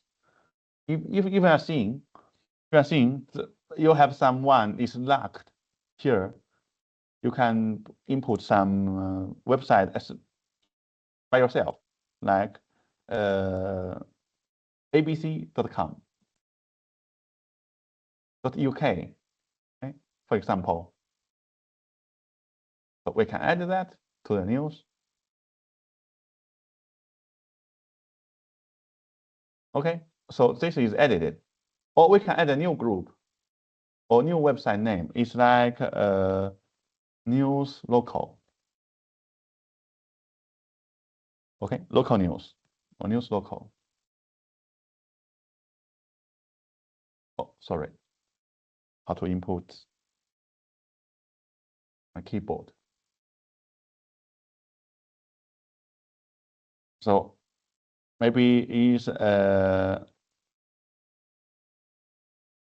I don't know, Sky UK. So I can add a new group of website and I also add some URL here. So this feature is based on our database, okay, on database of the router. But many times the local website is not on this database. So you can manage this database by yourself. You can also check the database is up to date. So we go to the eWeb.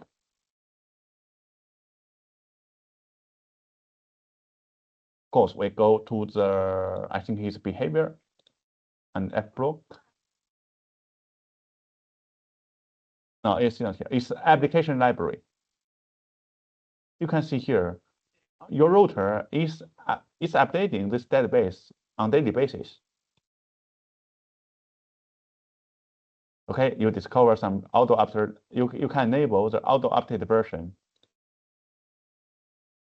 to make this database to be updated on daily basis. Because it seems that I have a version of 2025. It's very old.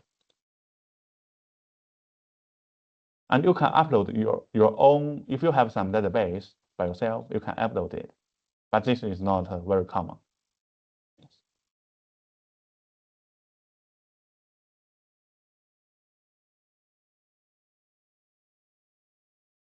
And also here, you can customize the application group here.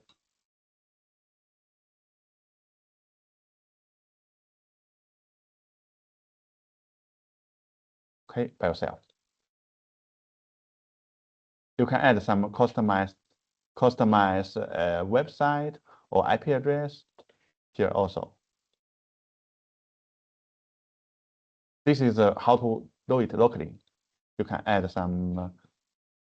Okay, you can add the app block for the range.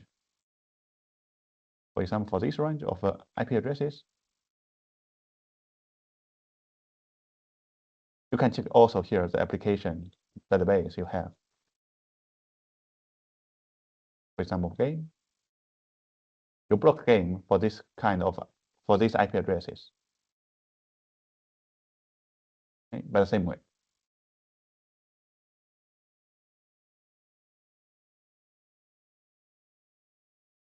Is any question here about the flow control?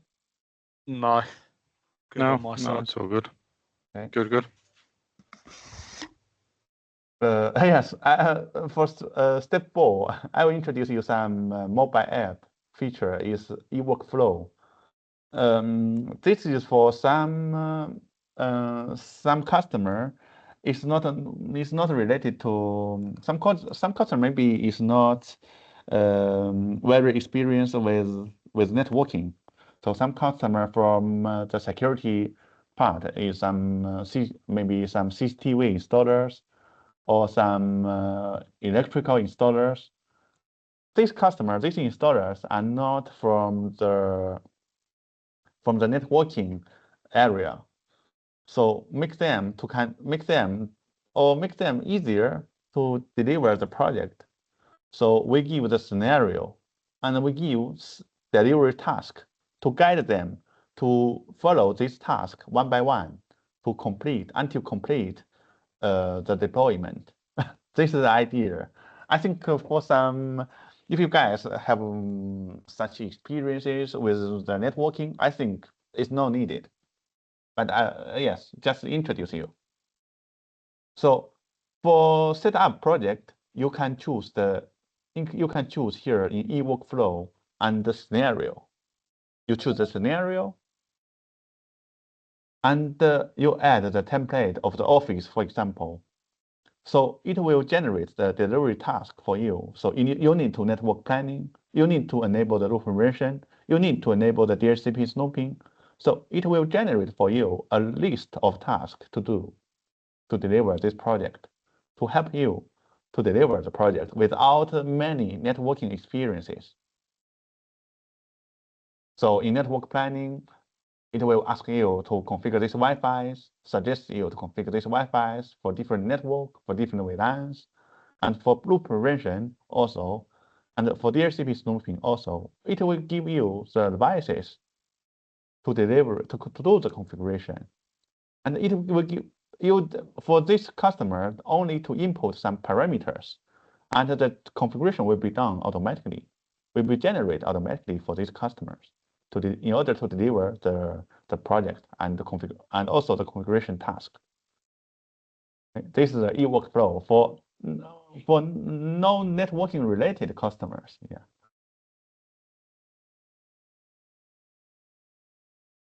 You can see for the CCTV. You need to specify the port of the CCTV. Many things based on the AI, yes. The configuration delivery, and the configuration suggestion, all by the AI, based on the scenario. Yeah, some questions about this part? All good on my side, mate. Yeah, all good here, sir. Yeah, okay.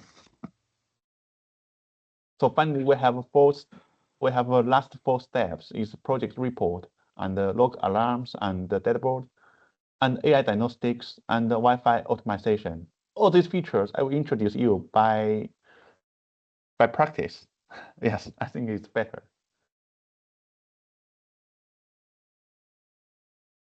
Because PowerPoint is boring.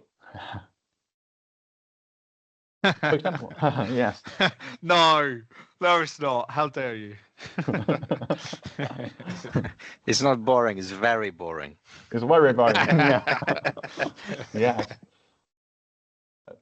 In my trainings, also I always like to introduce the functionalities with a real project or with demo project by practice something.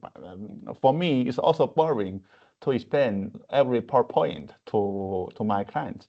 It makes me suffering in this process also.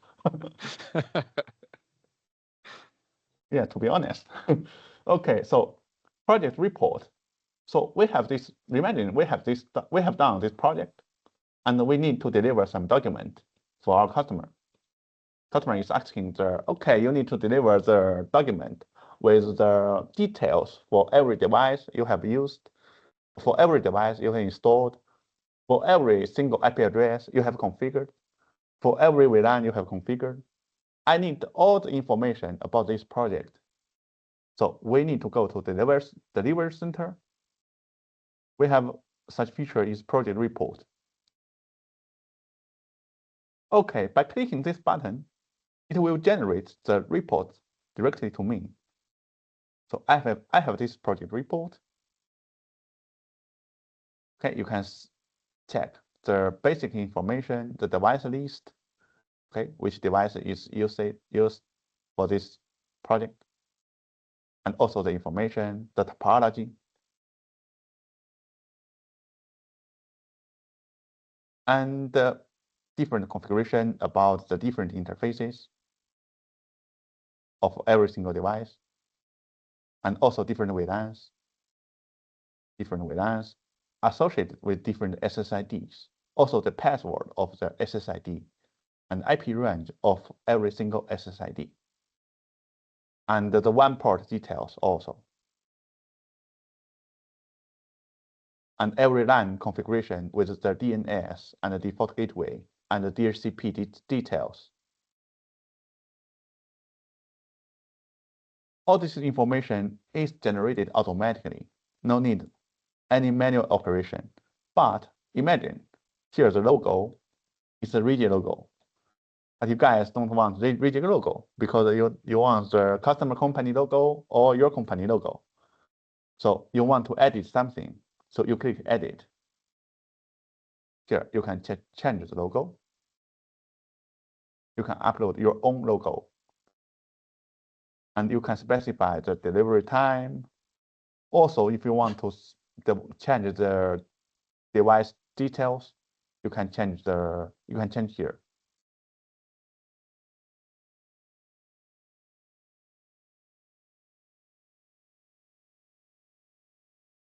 And after that, you click download. You can download in Word if you want to change more things.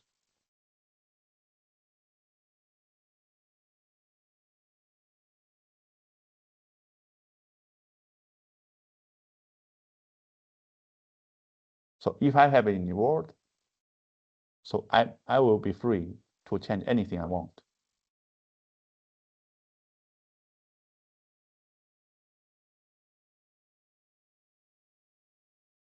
If everything is good for you, you can download it for PDF. It will generate a PDF for you, and you can deliver this document to your customer. So the first is project report. project report, and also you can generate this report through your mobile app. And the next one is logs and alarms and the dashboard. Also, we'll show you here. We click here, logs. Firstly, we check alarms. Here, I have some access point, detect some reader. So it will generate an alarm for me that in this day, the reader is detected by this access point.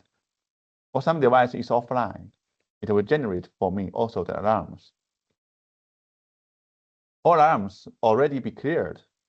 Here, I can check also. This is historical alarms. Of course, one thing is very interesting here is alarm settings. I can choose which alarms to be generated here or which alarms not. Also, I can add my email here for the contact. When the alarm produces, I want this system to send me an email about these alarms. Okay, I can add my email here. For example, this one is my email. Add it here. And also, I need to specify the email to the group. To the group of the email is this one. And after that, I enable the email alarm of my project. And the email will be sent to this group if I enable the status. Okay. So I enable the status of this group to receive the alarms of the email alarm here, which is enabled. The device offline alarms, and all the device offline, and also the system indicator alarms also will be sent to me through the email. Yeah. This is the email alarm. Yeah. After alarms, we have dashboard. Yeah. No, we have also logs. We have upgrade log, so we can check the device upgrade details through this log. The version before upgrading and the version after upgrading. Also the config log. Something changes the configuration. If I imagine that here, I change the configuration for the URL, so it will log all the information that I changed.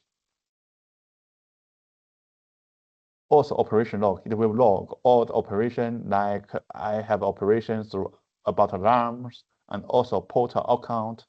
I added some voucher and I added some user to the portal authentication.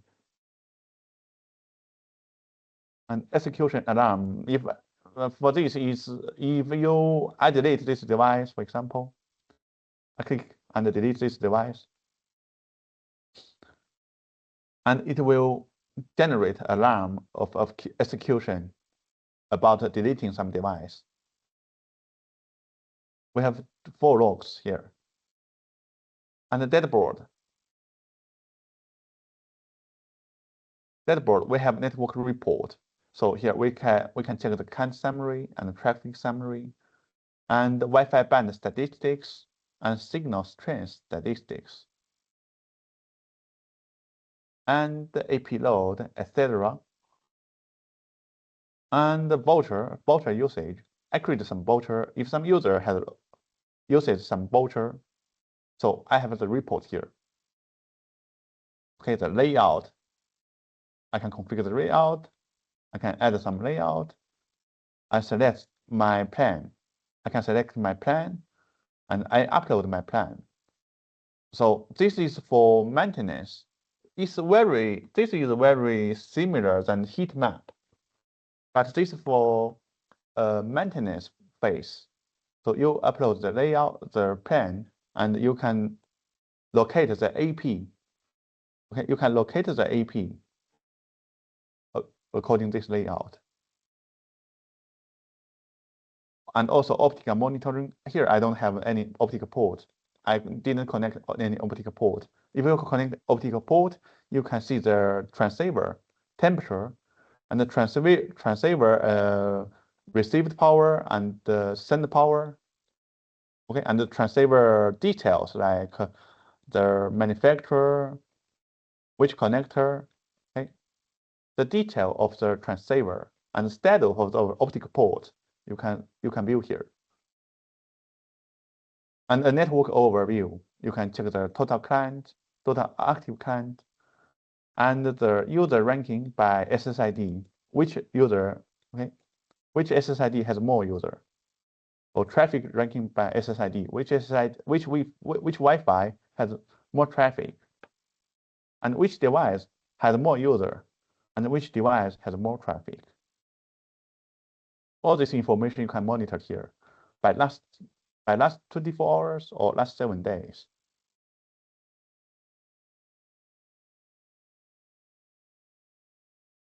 Okay, all things explain you. Okay, here is specified also the network report and alarms and logs, alarms and logs. And the next step is AI diagnostics. So imagine that we want to show to our customer the network is working very well. So we need to give some proof of that. So how to do that? So we do AI diagnostics. We start a full scan. So it will evaluate the networking status and show us the possible problems here.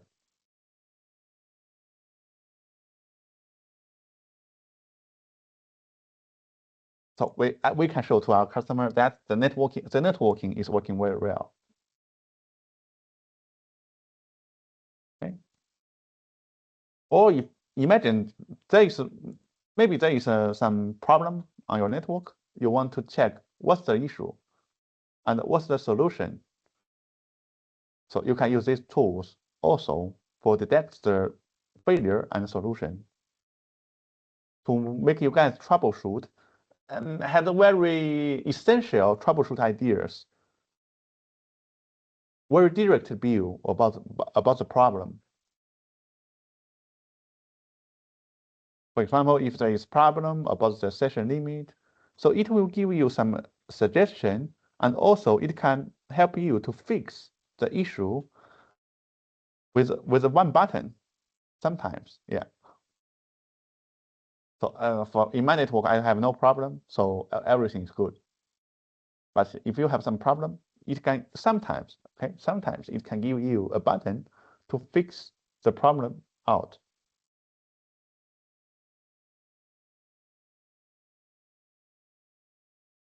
Okay, you have the same feature with your mobile app.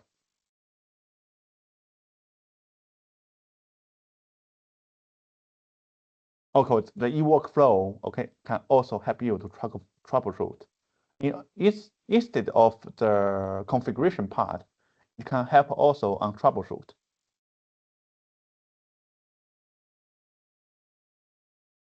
Okay, this is the AI diagnostics, very easy tools, yes, for the network issue troubleshooting.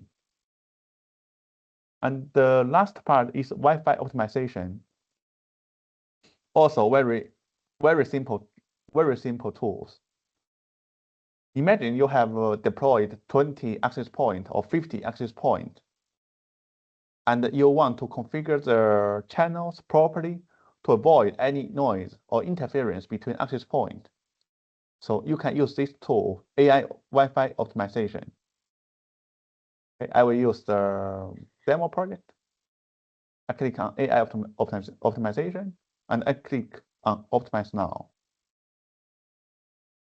So it will scan the environment, the noise for me, and adjust the channel and power and the channel wise.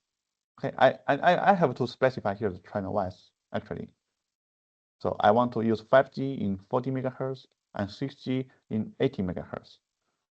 And it will improve the roaming sensitivity also for me, and transmit power and multicast packet, and it can auto identify the AP priority So it will allocate the best resources of channels for AP with more priorities.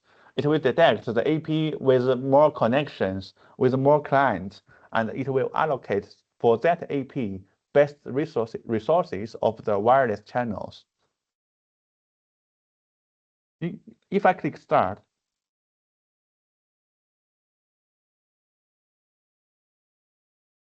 okay, so for high load APs, it will allocate the best resources for that. And it will do all things automatically for me.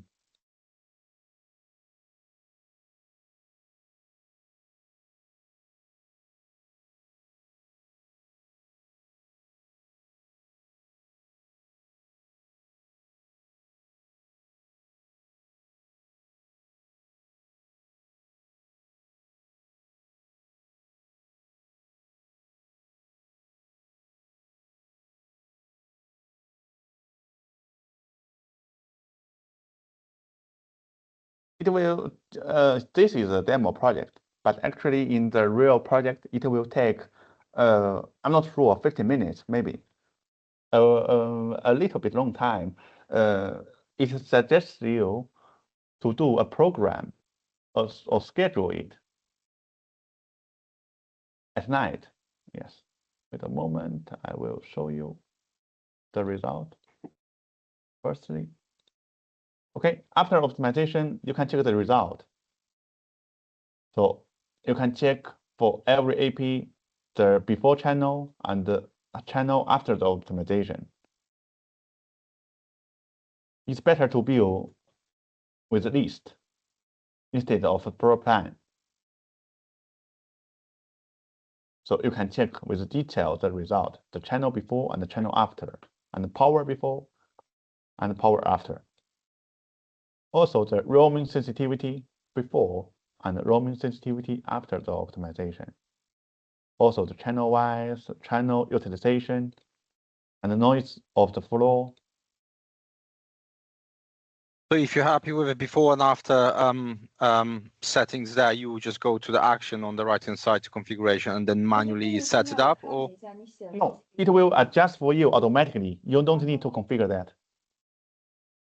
Okay. So it will be configured here. This change will be configured automatically, actually. You don't need to do the configuration. Of course, you can change here. You can manually, if you are not agree, for example, here the channel has been changed to 36, and you are not agree with that. So you can change manually. Mm-hmm. But the configuration is done automatically.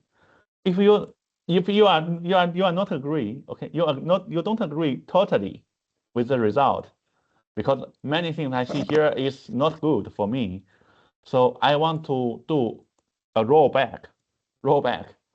So here you have a button. It's restore the previous settings. Oh, issue not resolved, or you give the reason and you confirm.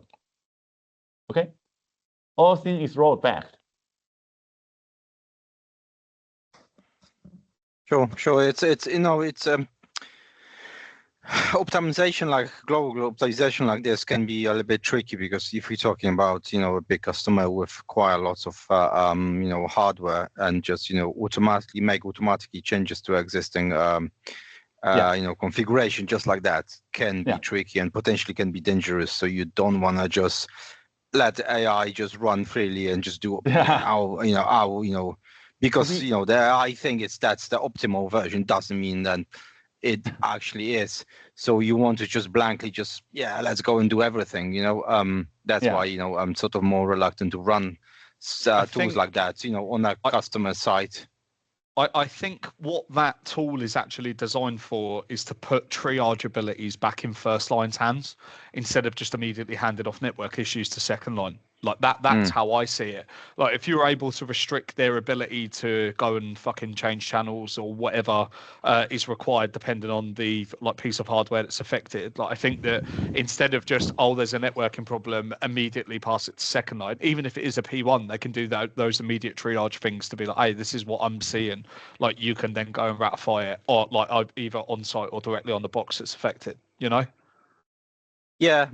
But the only thing is that, one thing is just sort of visualize the problem and seeing what might be underperforming or what might be offline, and another thing is just applying global changes. Mass config. To everything. Yeah. I totally understand Andy's point, because this will be sometimes we can consider this is a little bit dangerous, because we are changing globally to all the APs, the channels and all the parameters. Yeah. If you've got a customized settings with, let's say you want to force certain channels to be used in certain IPs or whatever, just letting AI just basically, I will change 30 configuration 30 IPs in one go. It's But it's, that it is there, and it's it's a definitely good tool to see. But I would like to kind of be able to quickly, if people start screaming, just roll back to the previous settings. Yeah. Actually, for professional networking installers, I always suggest use these tools. Is net radio planning, so we can plan the radio by ourselves for every single parameters. We can control it by ourselves. This is a most professional way to optimize our Wi-Fi. Yes. Yeah, and obviously this is good, but again, this is very manual and slow process, and then lots of basically you have to do all the legwork yourself. So the AI being able to kind of really quickly visualize it for you, absolutely fine. Yes. I've got no problem with that. But I would like to have like sort of middle steps. So AI is basically checking everything and showing you the visualization, and then you should be like, okay, I agree to it, or like this is fine, this is not fine. Per equipment, per IP point, per switch, however you want to do it. But I would sort of want to see a middle step. So basically, or me having a final say if I want to apply the changes or not, rather than just like understand your point. Yeah. All done, Instead of apply directly to the network, it will give the choose. Yes, they will give a chance to choose to apply or not. Yes, understand your point. Yeah.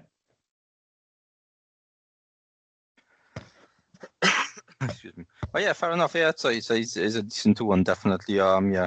Worth having one way or another. Okay, but a good point. Yeah, for me. Okay, I think there is no more. Yes, there's no more. Yes, we'll give a summary. You can feedback from the training. Yes. I'll get that done, mate.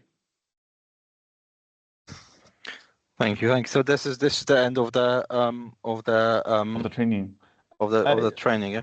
Yes, you have these materials. You have these slides. No, I'd like them. No. Let me. I will show. Yes, I will send you these slides through the email. Jordan, I will go and check. On your. You've definitely got access to the e-learning, right, on the Regio website. Yes. Yeah. So if you go there, because I think Chris gave, or at least I think he gave both of us the same access. So let me connect as well. Luigi, quickly. Support. So if you go, new e-learning, and then under that you should have, access to. I do got access to it because I deliberately asked him to make sure he update me with the latest one. So you click on My Studies, and you click check if you have something like SMB Product Associate. Should be it should be one of them. Okay, I'll go get them done. And you may have the materials and exams. Okay. You need to do. Remember, you need to do the practice and upload the report and the written exam of a test of 30 questions maybe, and after that you get certified. Okay. Cool. So can you show us which exam is associated with this particular training materials? Yes, with the moment I will show an example to you. With the moment I will find an example. because this is something usually a little bit complicated. Yes. Wait a moment. I will assign an exam because I have no right to assign the exam to the UK customers. So Chris should do that. But I will give you some example to guide you, to make you have an idea what to do. Yes, wait a moment. Cool.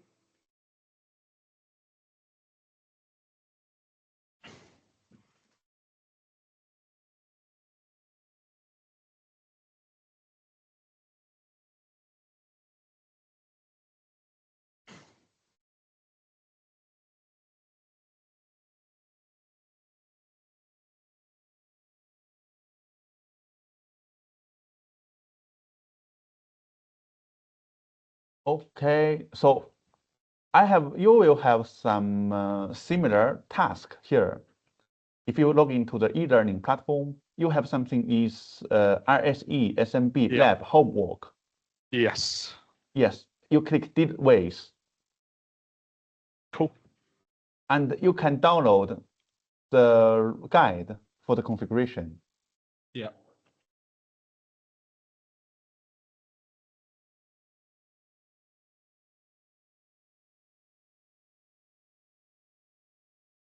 So it will give you the configuration requirement.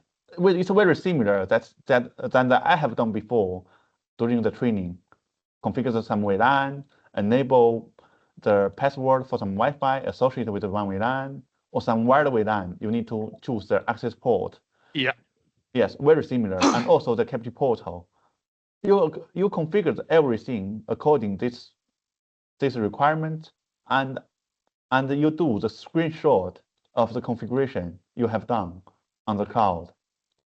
You can use you can just use the demo project. Yeah. Okay, like I have done before. So you do the screenshot and you save this. You place the screenshot and you save this file. And finally, you can upload here the report with the screenshot. And you click Submit Report. And this is the practice part. And for the theory part, okay, for the theoretical written exam, you need to go to the 2026 RSE SMB product, Associate English online exam, this one. And you click here, and you can start the exam.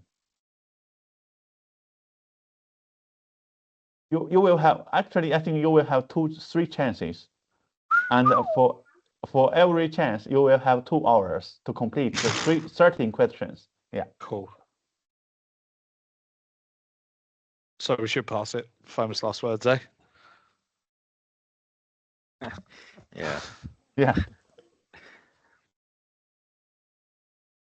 So after completing these 2 tasks, so you will be certified.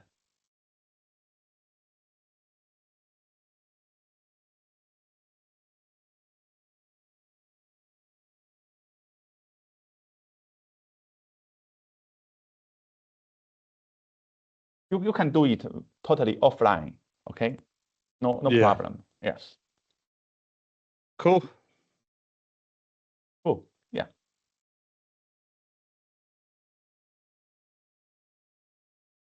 So I think we can finish this training. Yeah. Yes. If you have any doubt, as Chris is still in vacation, so you can write me through email. Yes. Okay. Perfect. Okay. Brilliant, Perfect, yeah. guys. No. Nice yeah, one. I think we've got all the information. Thank you so very much for your time, guys. Nice one. Cheers. Thank Take you. it easy. Thank you. See Thank you you later. guys for your time. Bye. Thank you. See you. You take care now. Bye. Bye. Bye. Bye.